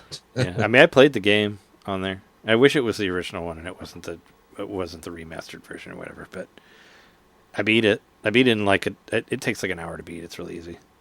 I mean, They should release a compilation called Chex Mix. I did a Nice. stream. I did a stream of it and beat it in an hour. Yeah, that's my list. It's a good list. I think you have strong chance of some of this showing up. I think so too. Certainly Chex stronger than Quest this 2 week. and 3 is definitely going to happen. I could see that happening. Whenever I watch it. Isn't it on at like 6 in the morning again or something like that? Yeah, it'll be at I think at 8 o'clock our time, 7 or 8 o'clock 6 our a.m. time. Pacific. Yeah. So, I'll be watching it while I'm getting ready for work. and that's that. Oh wait, no, I won't. I'll be watching it at the doctor's office while I'm in the waiting room. Oh, you got to go to the doctor tomorrow too? Yeah, I have a doctor's I got to appointment go to the tomorrow. doctor tomorrow too, but not that early, thankfully. But yeah, that's the direct shit there. Why don't we do what we normally do and talk about games that we got and games that we've been playing? Got item! I kind of already talked about the ones that I played. Elliot, Adventures of Elliot, Dragon Quest 3, Romancing Saga 2. I played Donkey Kong Tetris 99 Bananza. Oh right, yeah, I did that as well. Played that and got the theme. I got 7th place. That's the best I did. Oh wow, you did much. That was my first try too. I never did that again. I'm like, I haven't played in a while, and I don't really know if I like this art style. And then I got 7th place, right in front of my wife. So that was cool. Yeah. I mean, you get really tested on how much you like that Kong theme because you got to hear it a lot. Yeah. I was kind of tired of it after the. I actually liked the music, like the way it went through, because it did Zebra after that. What is the top 10 then? Since you got there, what was the final song? Wait, hold on. Was Zebra the second one? Zebra's the top 50. Yeah. So the top one was what was the top one? I don't remember. It starts with the Kong song, and then it goes to Zebra, and I never got high enough to hear the third one. I don't remember what the third one was, but yeah, Zebra is my favorite of the transformation songs. I decided. Me too. I kind of wish that you could switch them around. Like I'd rather hear the Zebra one at the beginning because I kept hearing the Kong one so much that I'm like, can I just switch them around because I'm tired of hearing this one? But yeah, whatever. But yeah, I played it. I got to 24th place. Like I played it on Friday, and people were rough. I don't know. Like it felt really hard. Like harder than normal. The best I did was when fine. I left it on random and I didn't like target. Yeah, that's normally what I do too, because people won't target you. Once I started like going after attackers, my place my places went down. That's what I do too. Yeah, whenever I do random, I get higher, but it still felt like everybody was really ruthless when I played it. But I got the theme. I got the theme on there, and then I got I did some of the trial shit or whatever, like the post game stuff with the Elder, which you beat the game, John. You didn't put it in your notes, but now it's there. I just put it in there right now. Okay. Yes, I beat the game. Yep. What do you think? Oh, love it. I mean, it's a masterpiece. I think. What do you think about doing a spoiler cast for our next X Pack? Well, I was going to say we could. I mean, that'll be like a while from now. I was going to say we could talk about it. We could just do an X Pack episode, and we could do it a little bit on here now. Spoil it somewhat. I don't know. It's been out for like 3 or 4 weeks. I'm sure most people beat it. But I mean, did you skip ahead warning to whatever? Yeah, I don't know. Skip ahead like 20 minutes or something if you don't want to hear it. But I don't know. Did you have a hard time with the final boss? I would say I had a fair time with the final boss. It wasn't unfairly hard, but it was difficult. I had died a few times. Yeah, I mean, it was difficult. I just I was having issue. I was having like frame rate issue because of maybe because I let it get filled up with too much shit, like in the world in the final boss. No, I had less frame rate issues. That. Yeah, I did. I had more frame rate issues with the earlier Void Kong fights. Yeah, whenever they the final boss throws out like these balls, and then they like flash, and then everything fills up with shit that you have to suck up with the elephant or whatever. When it got completely filled with everything, that was when it like dropped. Yeah. And the textures went like kind of disappeared too at that time. I stand by the fact that last boss was a kind of a puzzle fight, and once you kind of figured out what you had to do, it really wasn't that hard. Yeah, I mean, there's different. You had to switch to different things or whatever, but I always forget. No, you didn't. Well, I mean, if you want to punch the thing back at him, you have to do it with the Kong. I guess so, but I just stayed on the Kong and was able to finish it with without using the elephant. Yes. Oh, because I sucked everything up. That's how I did it. Because I couldn't jump over because it got filled with so much shit that I couldn't move around without sucking it because there was nowhere to go. So what you learn is when he throws the bombs out, you can hit them, and then everywhere they go creates like a gold path. Yeah. And then you use the gold to attack the hands. And when he's like shooting the hands at you, you just throw gold blocks at them, and that's what it took me forever to figure out. Like, I didn't do that. You just throw gold blocks to the hands; they turn into gold, and then they not only do you avoid getting damage, but you increase your like surface area to attack the boss. And once I really got into the hang of that, I mean, it took me 5 or 6 times to beat the boss. Like because I didn't play it like that at all. I sucked everything up and threw it at him with the elephant, and then I punched him like 100 times. I often forgot that gold was explosive until like the last, Yeah, I forgot about that too. I punched him 100 times until he died, and then he shot like the big thing at me, and I shot it, and I hit it back with the Kong, and then I punched him a bunch, and he died. But no, seriously, I punched him like 100 times because every time I punched him, his life wouldn't go down that much, but I would just go over to where he was and just keep punching him over and over and over again, and I did that for like 30 minutes or something, and then finally, but if you hit the super ball back at him, he creates like this like path to go towards him, and then before the timing. Yeah, before the super ball, before he did the super ball, that I just kept hitting him, and it was not going down that quickly. But maybe that's why why the frame rate got so bad, because I let the whole world fill with the shit that he. It was a really great final boss, a really great one of the best platforming final boss. bosses ever. Yeah. I would agree. It really kind of like a full meal. It called on you to draw on everything, and and like just the lead up to that final boss as well. Oh yeah, and I really liked incredible. I really liked the surprise, which this is spoiler territory here, like we said before earlier. But I really liked that Void Kong was just like kind of flicked out by K. Rool, and it's like fuck you. Yeah, and then basically just like flicking a cigarette, like.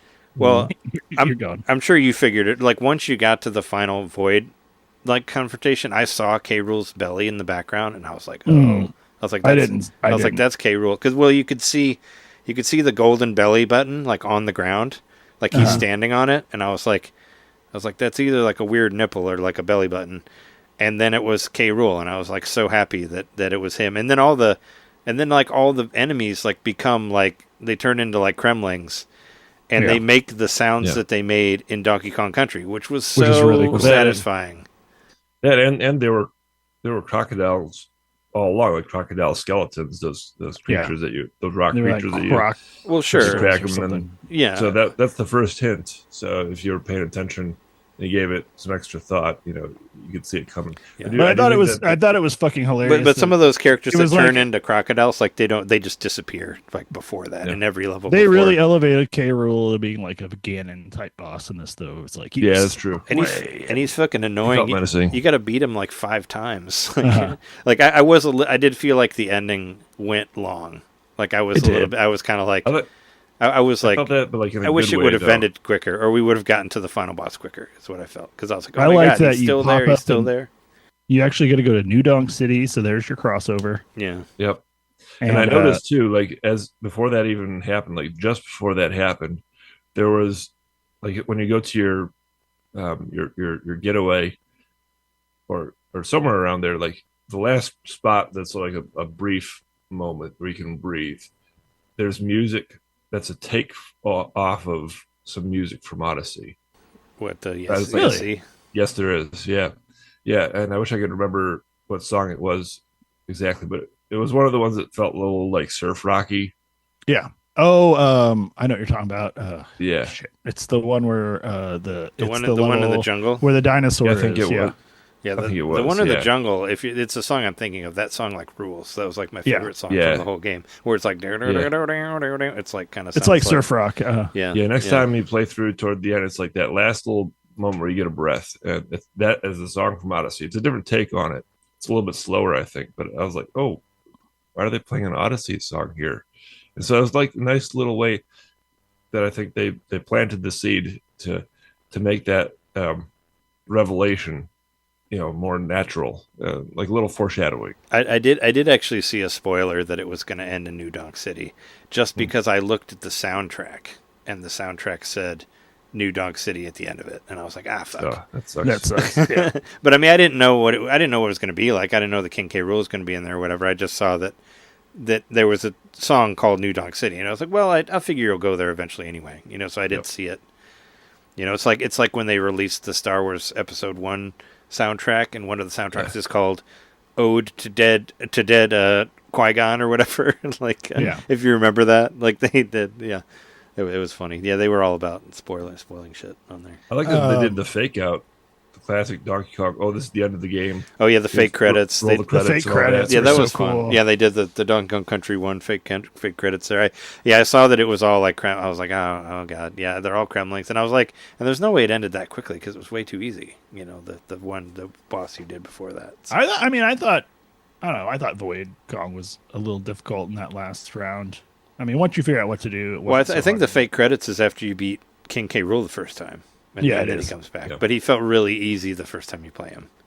But then you got to fight him like 4 other times. So, including while you're ascending to the surface. It was so cool. The little race to the surface thing, that was cool. And then it becomes like ultra uber down, and ultra uber rule or whatever. I will say, like, I can't remember what Nintendo rep or developer it was that said, like, you'll understand why Pauline's younger by the end of the game. You don't. They never explain that. There's no explanation for that. So I guess it's just so why she's younger or whatever. New Donk City.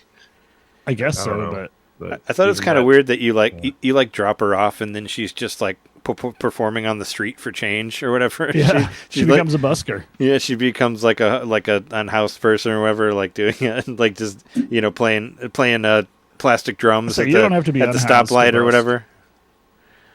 I mean, you know what I mean. A lot of buskers are quite well off. They just busk for a living. Well, whatever. She's a change beggar, whatever you want to call it. She's just trying to get those out there paying for banana money. Coins. Yeah, she's like the plastic drum guys at the stoplights.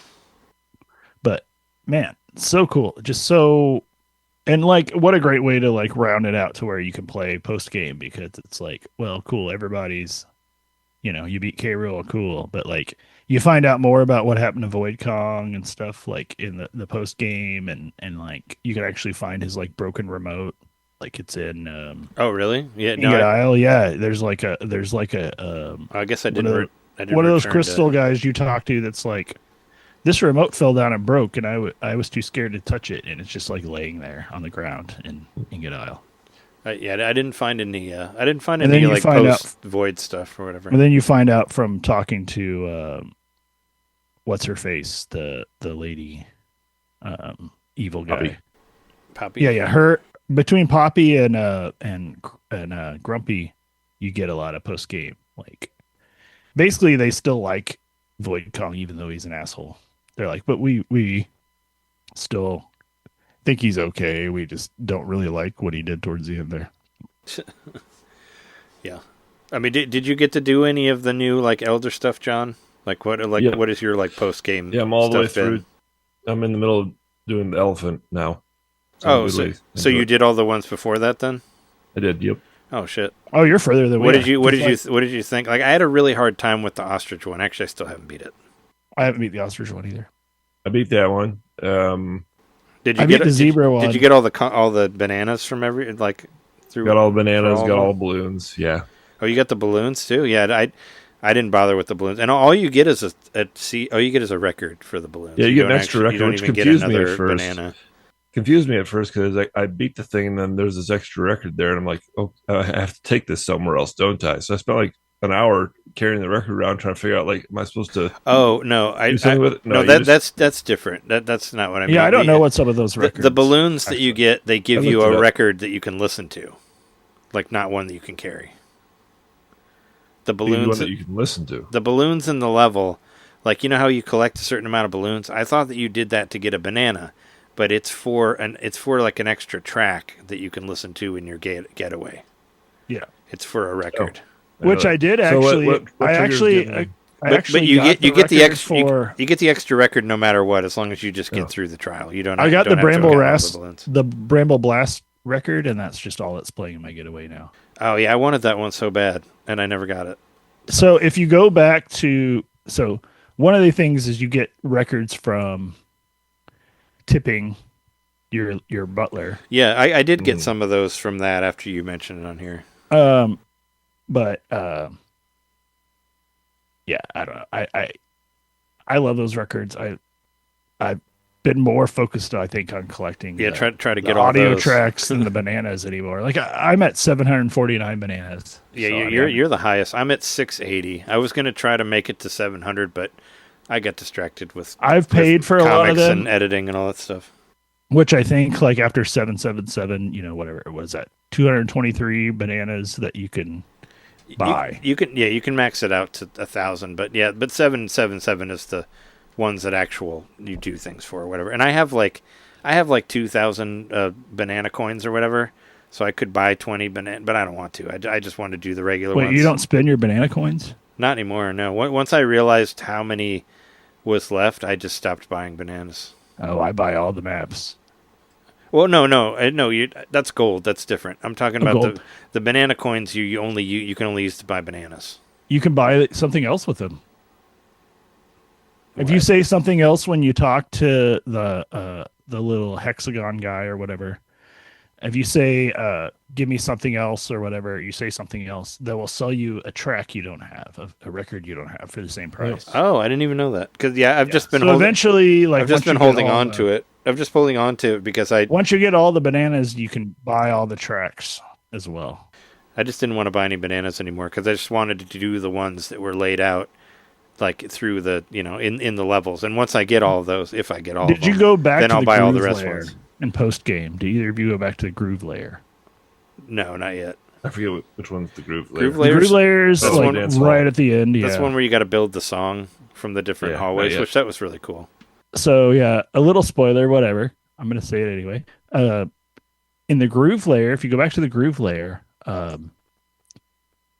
Grumpy Kong's there, and he builds a DJ station for you, and then you can put whatever record you have on, and then all the characters sing along to it. It's so cool. Like everybody like sings along to it, and like it creates like a whole new experience that I actually quite impressed with. Like they made it to where literally any track you put into the record player, like the little fractones or whatever they're called will sing along to it, and like even if you like smash them, they'll like when you smash them, they'll be like whatever note they make as you smash them will match the music. And it's really cool.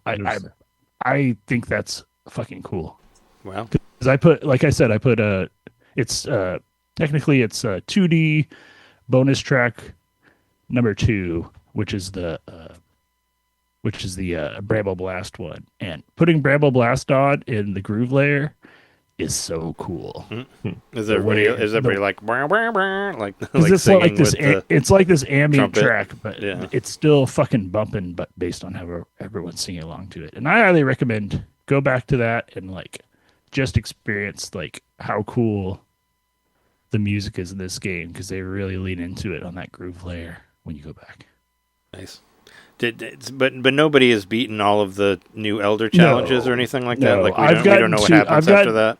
I've only gotten 2 of the bonus abilities from it. So I've beaten the whatever big gorilla you want to call him, and then zebra, and that's all I've done so far. Oh, okay. I beat. I mean, I've played multiple other ones, but they're hard. How was does the snake one suck? Because I kind of hate the snake. I haven't played the snake one. I played the elephant one and the bird one. Well, the snake one's the last one.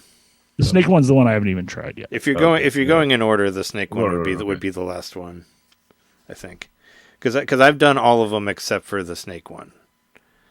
Oh, but I haven't. You've completed them? No, I didn't complete the ostrich one. But I've been to all of them. I meant complete in the sense that you got the bonus from it. Oh, I mean, I haven't gotten to the end of the ostrich one. Like okay. I'm in the middle of the ostrich one right now. Gotcha. But I beat all the other ones, and I have not seen the snake one. I haven't gone to the snake one yet because I was going in order of how you found them or whatever. So I haven't been to that one yet. And also, I hate the snake one. I will say going around, it reminds me of the snake from Donkey Kong Country 2, which I don't like the way he controls, because he kind of controls like that. I agree. Once you get all the once you're able to just you have so much coins or whatever, and you can start buying all the maps up and stuff. Yeah, that's what I've been doing. But they won't actually. It can become a bit joyless when you're going around for your fossils, which. Well, they weren't selling all of them to me though. Like they would sell me an amount, but not for every banana that's there. Like yeah. Because some of them you still have to find them on your own. Yeah. So it'll be on order instead of sold out. Yeah. Well, maybe they'll show up later or something. I don't know. But I've had a great time just going back and collecting fossils. I love going back and collecting fossils. That's my favorite part. Yeah. Besides the tracks, is collecting the fossils and getting all the different outfits and the different fur colors. I've gotten almost all the furs at this point. Yeah. My favorite is the sparkly purple one, where it looks like you're a shiny purple guy. I've gotten a good amount of them. I kind of just I've just still been using the same. I have the girder pants and the the girder pants the are treasure tie, and I think I have the it looks like the Splatoon controller. I have the pink and green fur that looks like the Splatoon Pro controller, if you remember that for Switch 1. You'll also run into the crystal guys. I already forgot what they were called. You'll run into them, and there will be certain ones that are I want you to wear this specific outfit, and you have to actually tailor your outfit to get a banana from them, which is kind of cool. And then maybe that's why maybe that's why I couldn't find some of those. Are they in are they only in one level, or do they? No, every level has what are they called? Fractones. Yeah, every level has a fractone that is an outfit fractone. Oh, okay. Yeah, because I haven't seen any of those yet. Because I know they add new bananas to every level after you beat it. Specifically the you go back up to the top layer, whatever that's called, Ingot Isle or whatever, and the one there is he wants you to be completely golden, but you have to have all the different outfits, including whatever Pauline's wearing, to complete his whatever he's saying to. Yeah, I've done a few of those. That extra banana. Yeah, I haven't done any of those.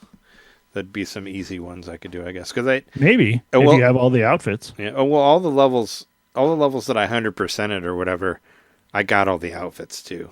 For the first 5. Well, you have to 100% them. Yeah, I mean, I got all the fossils, but I could have just got the fossils and not bought the shit with them, but I did. I guess so. just to see if I could.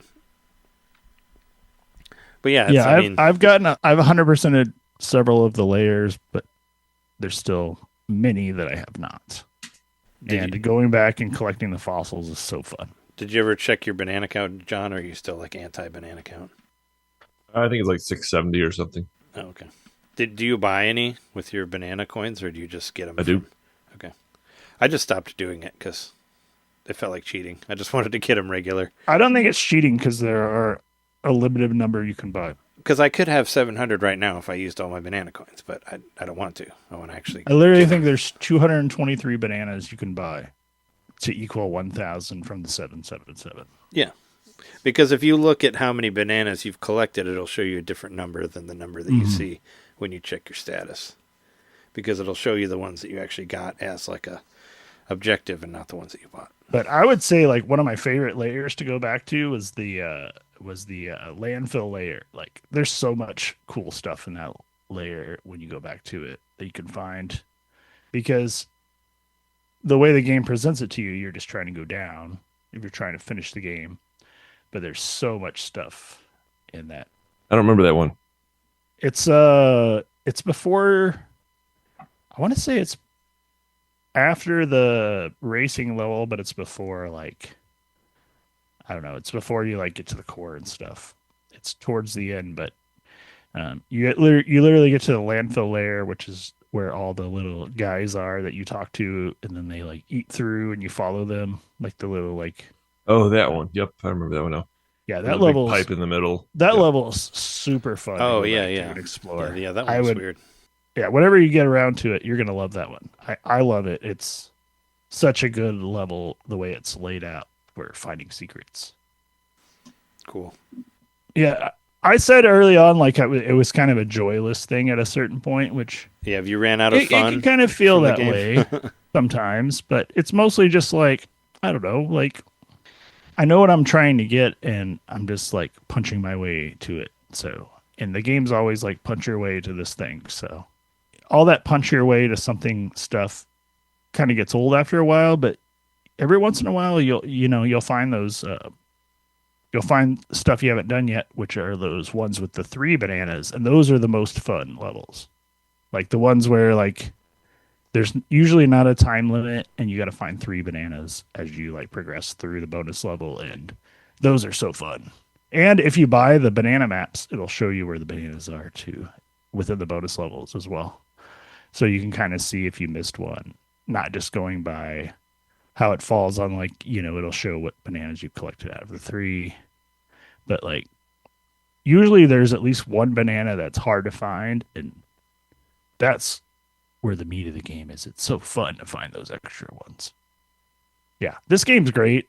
Even though I say I was joyless sometimes, which I was, going after fossils can be joyless, but you just get like a better idea of how the levels are. Then eventually you just feel like this game's very small, which I kind of feel like now. It's very small, even though it seems big. You got to do a no banana run once you're done with that. Go through with no bananas. I don't know if I could do it without potassium. You got to try it. That's what I want to try. Okay. The no banana run. I mean, after I beat it, I was like, I'm going to take a break from it, and I did, and I played Romancing Saga and Darksiders. But then you were like, I have 700, and I was like, oh well, I got to try to get to 700. So then I started playing it again. Yeah, I mean that's what we do. We challenge each other. That's why we are friends. But but I'm good to not talk about that anymore. I know John has a lot of stuff you want to say about your journals, which I did look at all your pictures on there. I thought they were very cute. They were amazing. I wish I had something like this to reference of my own life. As I say, I probably have I still have some boxes that are marked like Trey's desk or whatever. So I probably have some journals somewhere too. Because John, you're definitely an artist. You went to art school. That's true. I guess I should. And you're not, but you're not a visual artist. Like at least not. You usually don't claim to be a visual artist, but there's a lot of that in here, which implies that you could be. I mean, John's a pretty good visual artist. Like I remember that you like hand animated like the beginning of one of your like production products, like on one of your production projects, like on like 10mm film or whatever. I did, remember that? That was insane. Like that was. Yeah. I'd never Yeah, I don't know how you did that, but I mean, because I like drew- little tiny squares, and you drew because like wasn't part of the didn't part of the film get destroyed or something, and you No, animated that was the always front? the intention. I forget what I forget what the film is actually. It was the one about the I guy can't that remember, like but- had the shitty job, but he was proud at being good at a shitty job. I was in it. I was like something the about boss. boxes, but I remember I animated the opening 9 seconds of it, which was just like 24 frames per second. So it was Times a lot of 9. little pictures. It's a And I- lot. and It's a I- lot of. It's a lot of dedication, is what it is. 216 I drew them all on frames. a strip of 9mm film directly. It's tiny, yeah. So You I think drew I them on the film drew itself? them on Yeah. the film itself. Yeah, Tiny, 'cause Was it this like a tiny. Bolex you were using? What was this film? I mean, no, it was for our production class. I thought, right? Wasn't it for So like it wasn't a production Bolex? work? Yeah, but so yeah, it was a Bolex. Yeah, but then there was just like plain white Mm-hmm. like leader, and so I drew it right on the plain white leader. The frames of leader. Okay. Yep, and so I had to. I think I drew them up in pencil first because, like, if I made a mistake in ink, then every other frame would be rendered Yeah. null and void, and I'd have to throw the whole thing out. And then I went over it in Sharpie. But yeah, so that's one of the things I did in college. But yeah, I do. I can draw. I haven't drawn consistently in a long time. I used to draw comics for the local newspaper, which I do have some of those back now. Basically, so my mom gave me a box of stuff from the basement because she heard I was cleaning up my apartment and all that. Remember I found the Virtual Boy and everything. She's like, "Oh, you've been cleaning up your apartment. Here's That's some more exactly what shit happened. to put in your apartment." She said, "Yeah, here's some more stuff. I got some stuff." I was here gonna in the say, basement." was she like my mom, where she's like, "Hey, you have a house now, so come take like these 30 boxes that I have of yours." Yeah. It was probably more. That's than pretty that. much it. Yeah.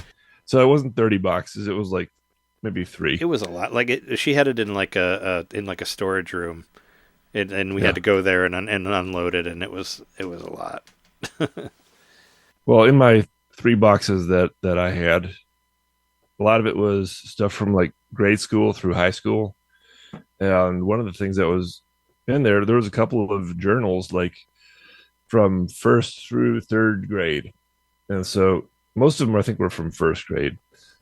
But in there was like a ton of Nintendo stuff. And so I just like went through them all, and Yeah, every time there was a Nintendo thing, I took a picture, posted it to the Slack. Yeah, your journals were like, I love Mario from Nintendo. Like it's like one line. That was it. It's like I Yeah. love Hulk Hogan from WWF, or like it was like just like a couple sentences and then R.I.P. and then a picture. Well, I remember, so the teacher would have us do these journals, but she didn't ask us to do pictures. But I figured out that, one, I like drawing, so I was going to draw anyway. And 2, if I put a drawing in there, I didn't have to like Don't have write to as much. So, yeah. and I like doing drawing better. So that's the way that I did it. And the teacher was cool with that. I can read a couple of these, I guess, for the audience. One of them was the best part of my. This is all going back to like 1990 through 93, right? So I'm like 1991. Okay, 1991. I was 9. So this says the best part of my vacation was opening presents. I got a woodworking kit, Teenage Mutant Ninja Turtles 2 for Nintendo, Chip and Dale's Rescue Rangers for Nintendo, a Teenage Mutant Ninja Turtle making kit, and some other stuff. I do a picture of the Rescue Rangers, and like, I got.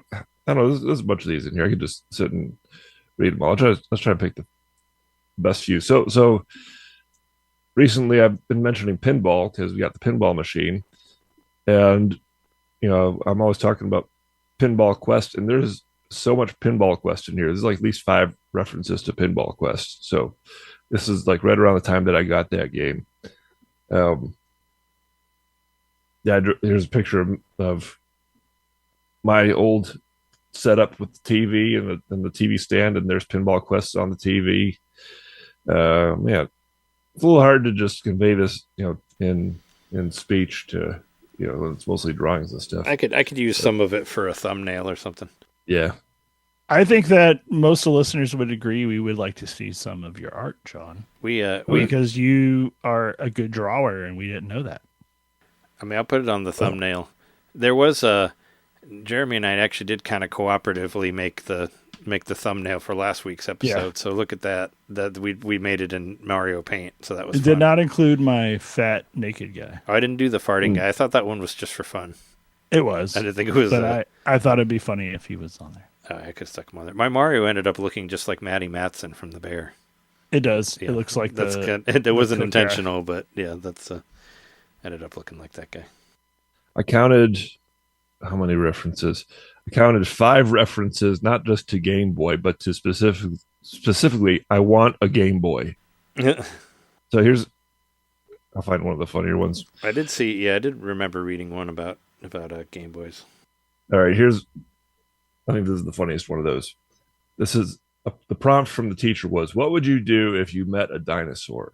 So my journal entry says, if I met a dinosaur, I would walk under him. I might even faint. I might even faint. What is that, a ladder? I would play Nintendo with him. He might buy me a Game Boy. That's assumed this dinosaur is going to buy me a Game Boy. I say if it's Earl from Dinosaurs, he's not going to buy you a Game Boy. No way. You also can't walk under him because he's very low hanging. I like how like anybody you could just work buy me a Game Boy into like every. It's like maybe my parents will see this thing I posted. I think that's what I was thinking. It must have been. And then they bought the Game Boy for my sister. Jerks. Yeah. I like the That's one. what you get for not being born a woman. I like the one that's like where you like go through like which games you own and which ones you don't own. I forget. Oh yeah. Which one. Yeah, it's like the one that says I like to play Nintendo. I have the games. That one. Oh yeah, it says I like to play Nintendo. I have the games, mine, as opposed to my sister's. I identified. Teenage Mutant Ninja Turtles 1 and 2, Ghostbusters, Bugs Bunny's Crazy Castle, and I can't remember all of them. And Pinball Quest. Yep. You have so many games that you can't even remember all of them. Your game rival was your older sister, not your twin sister, right? Say it again? Your like video game rival as a child was more your older sister than your twin sister, right? In the sense that, because your twin sister didn't really play video games, or did she? We all played video games. It sounds like I your played twin the most. sister or your older sister got stuff more. Well, I think she got stuff more just because she was the older one. She got the Game Boy, and maybe that's because I don't know. If I'm thinking as a parent, if I'm gonna buy something that's $90, I'm gonna give it to the older one. Yeah. Who's a little bit more responsible, possibly. Yeah, so they don't break it. Yep. Yeah. And then knowing that we would all share it, But man, that's serious when you're a kid. Like, if something is yours, it's yours. It's not, you don't share it. That's not a group thing. That's yours. So, but that's when I realized, I could like steal it and hide in the closet and play it there. Yep. So I don't know. It was just fun to look through all this old stuff and get back. I love that you as a podcaster have this data, like this, like you have this like you got proof with pictures and stuff. That's so cool. You got proof that you play games. It's like my Nintendo box that's over here. It legitimizes you as a human. It's proof that I played Nintendo 64 when I was a teenager. It's right there. Yeah. I got nothing like that. This journal's like my origin story as a gamer. Game Boy. I might get one. It's kind of like your character creation sheet, your like background or whatever. Yeah, it's warmed my heart to find that, and I guess I was also grateful that my mom kept it, my parents kept it, and they kept. You can really see like it almost has like a storyboard quality to it. Like you definitely are. I mean, you're a screenwriter now, so like it kind of makes sense that you were storyboarding things before you even knew what that was. That's true. And then like this is like 1st through 3rd grade, and then I think 5th grade is when I drew my first comic book, and like I drew a couple of those through middle school. I wish I could find my comics because I'm sure they're somewhere. Like I made this like superhero comic when I was in like junior high, and I made like 5 or 6 issues of it, and I don't know what happened to it. At least I haven't found it yet, but I haven't looked like, I haven't like, completed all of the boxes yet that I have. So maybe it's still somewhere. The best I have was in high school. I wrote for the newspaper, and I pissed a lot of people off in the community because I would like call out stuff they were doing, but like as kind of like from the I don't know, from like an ignorant standpoint. Like I remember the thing that pissed people off the most was there was like because I went to school in Oakwood, Illinois, and there were all these signs all around that said no zoning, but it was like with a circle with a cross through it, like. And I remember like I literally just said like I'm seeing all these signs that say no zoning, but there's a circle with a cross through it. So should I vote for zoning?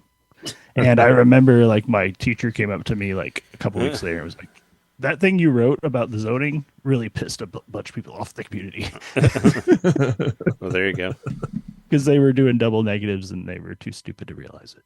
That's funny. Yeah, I mean, my comic wasn't for anything. It was just for my own fun. It didn't have it on any papers. It was just like, I should draw one. And I did.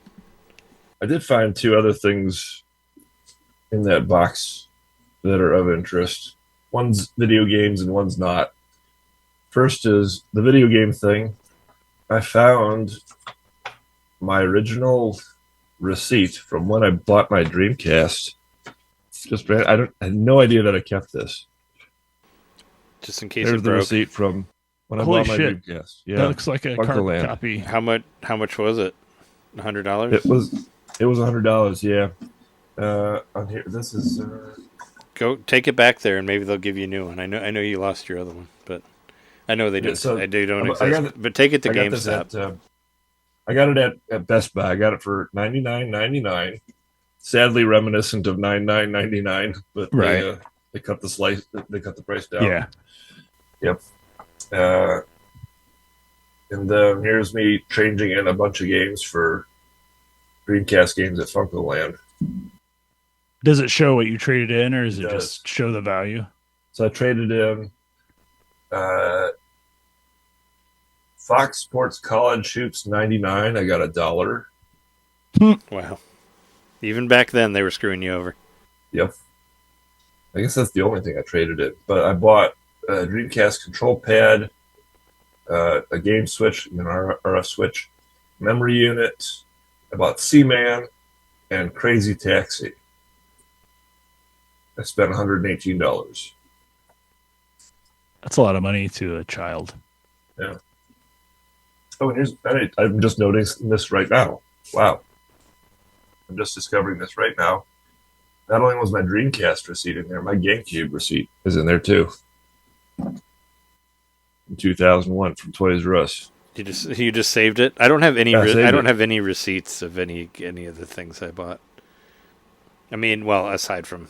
You're like, someday I'm going to have to file freelance taxes. I should save all my receipts. I was gonna say I do actually have. I have receipts for like equipment and batteries and stuff like that, but I don't have any receipts for video games that I kept.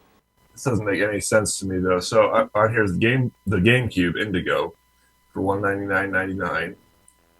Apparently, I bought a Jumbo Mickey Mini, which might have been like a birthday present for my sister or something.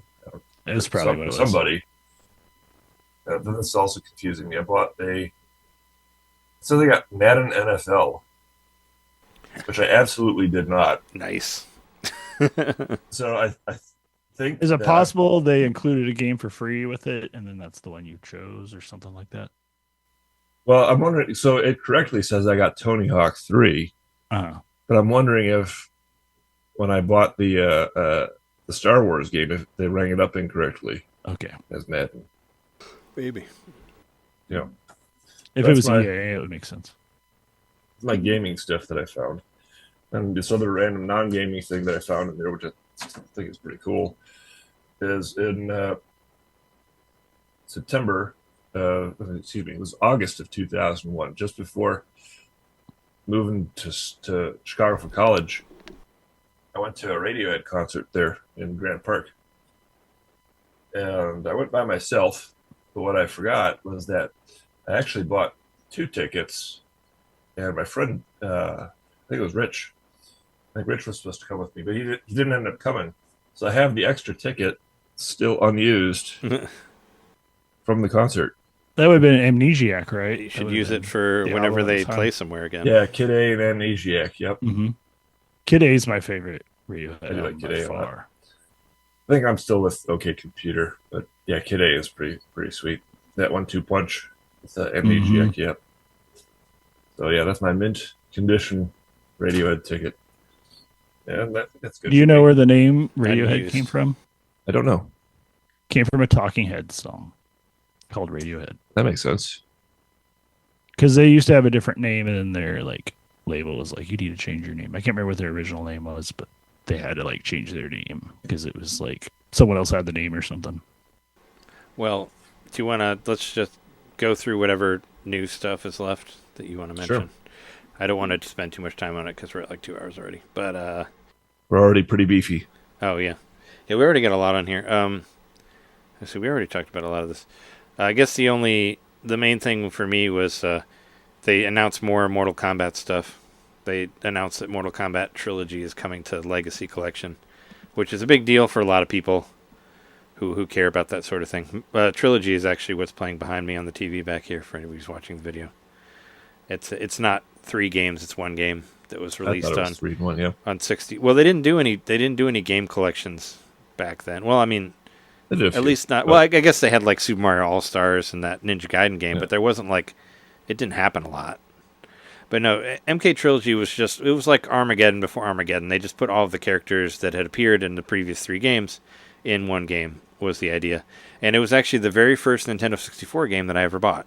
I bought it before I even had a Nintendo 64, so I would have an extra game to play at Christmas.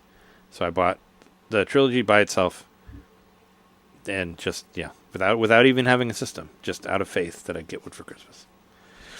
But I mean, it's cool that it's on there. I've watched a lot of videos of people like, trying to break down. They were all over Evo. Evo was last weekend, so like they had like a whole panel with Digital Eclipse, and there was like an IGN interview, and like Maximilian, like all these other fucking people interviewed them. So you can find a whole bunch of shit on YouTube about it. But the real question is like, what are the other question marks that were on there? Because there were like 3 or 4 different question marks, I guess, that were on the original reveal. And people think that Mortal Kombat Mythologies might be on there, Sub-Zero. I mean, it could be. I don't know. IGN did an interview with them. Yeah, that's what I said. Them and about 30 other people did also. But in this, I'm elaborating on that. Yeah, in this interview, the interviewer asked about that, specifically about MK Mythology, Sub-Zero, and MK Special Forces. Yeah. And Stephen Frost, who is Digital Eclipse's head of production, he says, this is a quote, "There's a lot of thought that goes into deciding the games that we include, and normally for us, we try to include as many games as we can, and generally the only reasons that we don't include them are either technological or like emulation-based issues, licensing issues, or maybe legal issues. So we try to include as many games as we can. We have said that there are a number of games that we haven't announced yet. Mortal Kombat Trilogy is the first of the unannounced games that we have revealed now. There's still a hope for a variety of games. We have a couple of stops. Next stop is Gamescom overseas. And then we have PAX. And so we'll be revealing more information about the games as well as those additional secret games in the weeks to come." So he seems to be so we'll probably heavily wink, nodding that, yes, more offshoot type games could be included. I saw another interview with a different guy, but still another Digital Eclipse guy, saying that they could not do, that they had a really hard time doing PlayStation 2 emulation. So he flat out said that like Shaolin Monks wasn't coming, like that sort of thing, which people have been asking about, which whatever. But there were some things they said no to, or what was it? Mortal Kombat Gold, which was a Dreamcast game. He pretty much said no to that too. So I'd be interested to see what else they say. I'm guessing it's probably going to be Mythologies. I doubt that maybe the PS1 Sonya game or whatever will be on there, but I don't know. But I mean, I'm sure maybe they'll announce one for each place, right? For like PAX or wherever they're at. The next one they'll be like, and this and this. So I think it'd be really cool if Mythologies would be on there, and it would be cool if they had both versions. But I mean the trilogy is only the PlayStation 1 version. I don't think the 64 one's going to be on there, and that sucks because there were actual different characters depending on which version you got. There was like all these different. I forget. There was this one character. Chameleon. Chameleon was different in every game, in every trilogy game. So between like the 64 one and the PlayStation 1 and the Sega Saturn one, there was a different Chameleon depending on which one you had. So that's why it'd be cool. And some of them had the bosses in it and some of them didn't. So that'd be interesting. But I guess they're doing the PlayStation 1 version, but they've actually fixed it. Because I guess on the PS1 version, there was load times whenever Shang Tsung turned into somebody, which I can imagine being incredibly annoying if you're trying to play it. But they got rid of that, so there's no load times anymore. So maybe they thought that was the better version. I don't know. But yeah, but it'd be interesting if they did Mythologies. It's like I would, you would probably want to do the PlayStation one because that has the live action stuff in it, whereas the 64 one doesn't. But I'd still like to see every version of everything. So I don't know. But I'm still incredibly pumped for this game. And there's like a $150 deluxe edition, like with a Goro statue that holds your controller, which I thought looked really cool. But I'm not paying $150 for it. That's just too much. Sorry, but yeah, their deluxe stuff looks cool. Also, I don't know. I'm pumped for it. I hope it comes out sooner than later. We're getting Hitman Absolution coming to Switch 2 in 2026, and then Switch 1 in late 2025. That's another one of the previous ones, right? Like it's one of the previous ones, yeah. Like a GameCube 3 Xbox something, or was it after? Correct. That? I think it was on 360. Okay, I I recognize the name, but I don't remember what it was out for. It was the most divisive one, is my understanding. People think like it just went a little too linear and strayed a little too far from Hitman formula, being more of an action game. But still, again, I think was it before or after Blood Money? I think it was after Blood Money. Okay. Yeah, I mean, it's better just to have every one of them, and whatever you can do to modernize it. That's cool. I'll look forward to that. I'll buy it. Even though the previous one that I bought, I barely played it because it just made me want to play the new ones. Yeah. Kirby Air Riders has been rated in Saudi Arabia, so meaning that it could be coming soon. Well, I mean, it was supposed Kirby's to come out. Arabia. Yeah, it was supposed to come out this year, but we've seen nothing about it still. So. Yeah, we should mention that of the games that came out this week, Time Flies came out. Yeah, that came out last week, but yeah, the one with the fly, and it has an M rating. You said it has an M rating. Yeah, it's rated M. I still really want to play that game. I just didn't get it yet. It's only like 12 last week, but it's only like $12. They say time flies like an arrow, fruit flies like an apple. Nice. I think you said that one time because I think you said a different. Funny. I think you just said a different thing about fruit flies or something. Drosophila melanogaster, the first. You said that organism that was genotyped. Yeah, you said that, and then we talked about how annoying they are if you work in a restaurant or a bar. It's rated M for Look, you go to Nintendo.com and you have to put an age verification in for this little Time Flies game. It's so funny. Oh, weird. Yeah, I think it said there's nudity in there and like drug use. Well, I mean that Mr. Mosquito game had some questionable stuff in it, so maybe they're going along that way. But yeah, as far as like stuff that's coming out this week, House of the Dead 2 is coming out this week. The remake, the remaster, whatever. I don't know. I'm interested in it, but I guess people are having issues with the controls as normal, so it didn't review so hot so far. The Dragon Drive Global Jam is this weekend. I'm only going to be able to play like the 5 a.m. one, but I definitely want to try to stay up and get to that because otherwise I won't be able to try it at all because I'll be working on all the other times. But I'll probably try to stream it or capture it or whatever so you can find it on YouTube. You can watch me play badly, but I want to try it out. And it's going to be kind of hard to do it in here because I don't have a whole lot of surfaces, but I don't know. I at least want to try it out for free. So don't forget, it's like Saturday or something, I think. And it was a Gradius Origins and Tori Saturn is coming out also. Still cranking out those Tori games. And they're still really cheap. So, whatever. We can end it on talking about these stupid Trump tariffs. Yeah, is that why? So all the Nintendo shit got jacked like officially. So they raised the old stuff too. Like so Switch 1, Switch Lite, Switch OLED, they all went up like $50. So basically everything. So like the OLED is like $400 now, and like Switch 2 is $450. So it's like, I don't know. It's pretty wild. And like the Switch 2 Pro controller is like over $100 now, like for it. Yeah.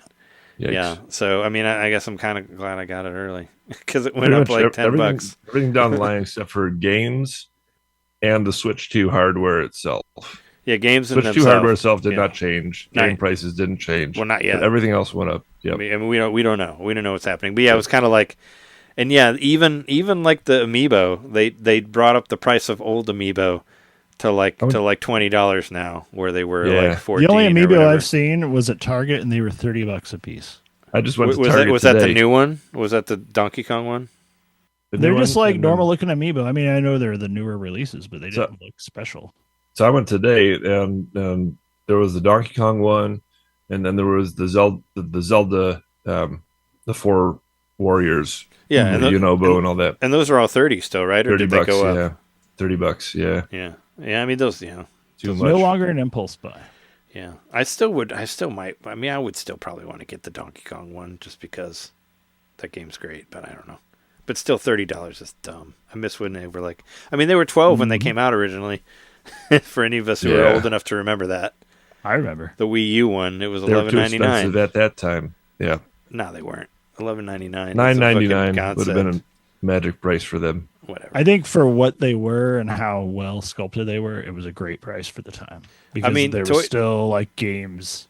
Yeah, There was still like the whatever games to digital or whatever trend going on at the time. Toys are expensive. Like, I mean, my Fantastic Four toy that I bought was $30, and I was looking. I got this email. I get emails every week from AEW about shit, and they had these new like rubber figures or whatever that look like the old WCW ones, and I was like, "Oh, those look cool. What's a pack? What's a pack of muscle guys?" He's like, "What's a pack of 4 of those?" And I'm like, "Oh, they're like $200."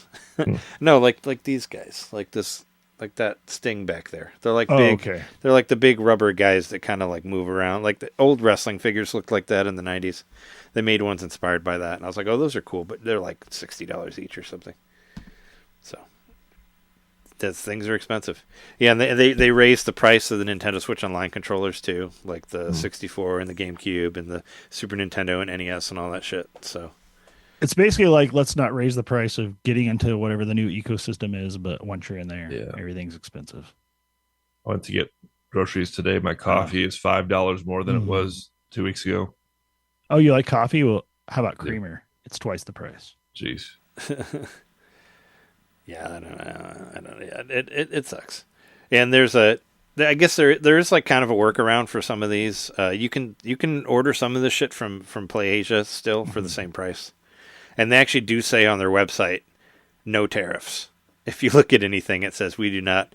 If you buy it's that they're like kind of advertising on it. They're like, if you buy it from here, there will be no tariffs on your purchase. Yeah, all tariffs go to the consumer. So like, so I mean, and that's it. Not the Nintendo Switch Online controllers, but everything else I looked up, and it's still the old price. Like they even up the price of the dock is like $120 something, or what was it, or $130 or something, and you can still get it for the original. You can still get it for the original price at PlayAsia, because I've been getting really tired of moving my dock around from one place to another, and I really wanted another one. And I was like, because I still can't buy one from Nintendo, and I was like, well, I could get one from PlayAsia. I thought you already had an extra dock. I want a third one. Oh, okay. Because I'm tired of moving the second one around. I switch it from the capture room to the living room. Like, do it all the time, constantly, and it's annoying. You just need longer HDMI cords that can go through your floor. Yeah, that'd be even worse. But yeah, Nintendo shit going up, and old systems. Like, we'll never see another Markdown again, right? We'll probably never see another classic console. Oh yeah, well, we're definitely not gonna see that. But yeah, oof. Is there anything? Let's end it on an oof. Positive? Let's end on an oof. Yeah. The Tony Hawk Pro Skater documentary is free on YouTube. I do want to watch it. I think it was on Max or something. I saw it somewhere, but I never got around to watching it. But maybe I'll try to do it. It's worth watching. Yeah, it's fun. Yeah, I want to watch it. I'll watch it sometime. I don't know when. They did show like a new world stage mode for Virtua Fighter 5, which is like a single player thing where you run around and fight people, and that looks fun. So there's some fun things out there. But I think that's good for this episode. Thanks everybody for listening. And tune in next week when we tell you how amazing that 15-minute Nindie Direct was. I mean, it changed our lives, most likely. It's probably going to be not that great. But we'll talk about that, and we'll talk about other games and whatever else. Oh, I did figure out what happened with the WWE 2K25 game share. We figured that out. It was Shake's HDR. The HDR when he turned off the HDR, it didn't look like shit anymore. So just turn off HDR. It's not helping anybody. That's the moral of the story. Don't share your games with the HDR turned on, I guess, because it'll be overly bright for other people's systems. Yeah, that actually makes sense to like Yeah. use less processing power. I was kind of arguing with somebody in the comments about it. Well, he kept saying that it was my HDR, and I'm like, I don't have any TVs that have HDR, so I can't have HDR. I don't either. I found that out this week. Yeah. Well, I mean, I can turn the HDR off and on, but you can't change the settings if you don't have it hooked up to an HDR TV. And none of my TVs have it, so it's like, and I was playing it on this TV that isn't even 4K, so it's like, whatever. But yeah, we figured that out. But you can find all that on youtube.com/NintenDomain podcast if you want to watch all our videos and shit on there. And you can also look at the thumbnail and listen to the podcast there if you want to do that. You can do that there. They're on there also. And if you want to support the show and get bonus content, you can go to patreon.com/NintenDomain podcast. I just put up the edited version of the Kong ranking today, and there's a preview of that also in the free feed. You can listen to like the first 40 minutes or whatever. I thought it was a really fun episode. We rank all of the Kongs. Well, we do like a top 10. I rank all of them. But yeah, we talk about our favorites and our least favorites, and we talk about why Kiddy Kong is like Jesus. So listen to it, and you'll find out about that. That's what Jeremy proposes in there. But yeah, that's a good one. And that's the 75th one. There's 74 other ones at least, plus other bonus content that you can listen to for just $1. So check it out on there. And you can also find us on Blue Sky at Trey Johnson and at Domain and at NintenDomain podcast on there. So find that out. Go check that out there. And this has been episode 483. We're your hosts. I'm Trey Johnson. Jerry Mikowski. John Itter. And we'll see you next time. See ya. Post direct.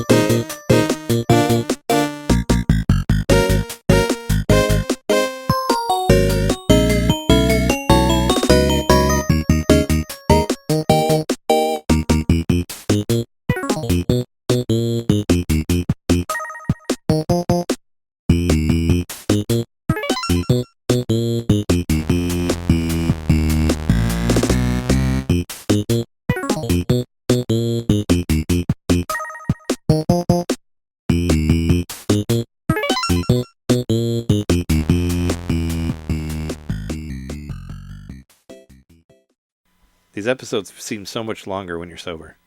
That's my ending part there. Yep. Because we're still not drinking.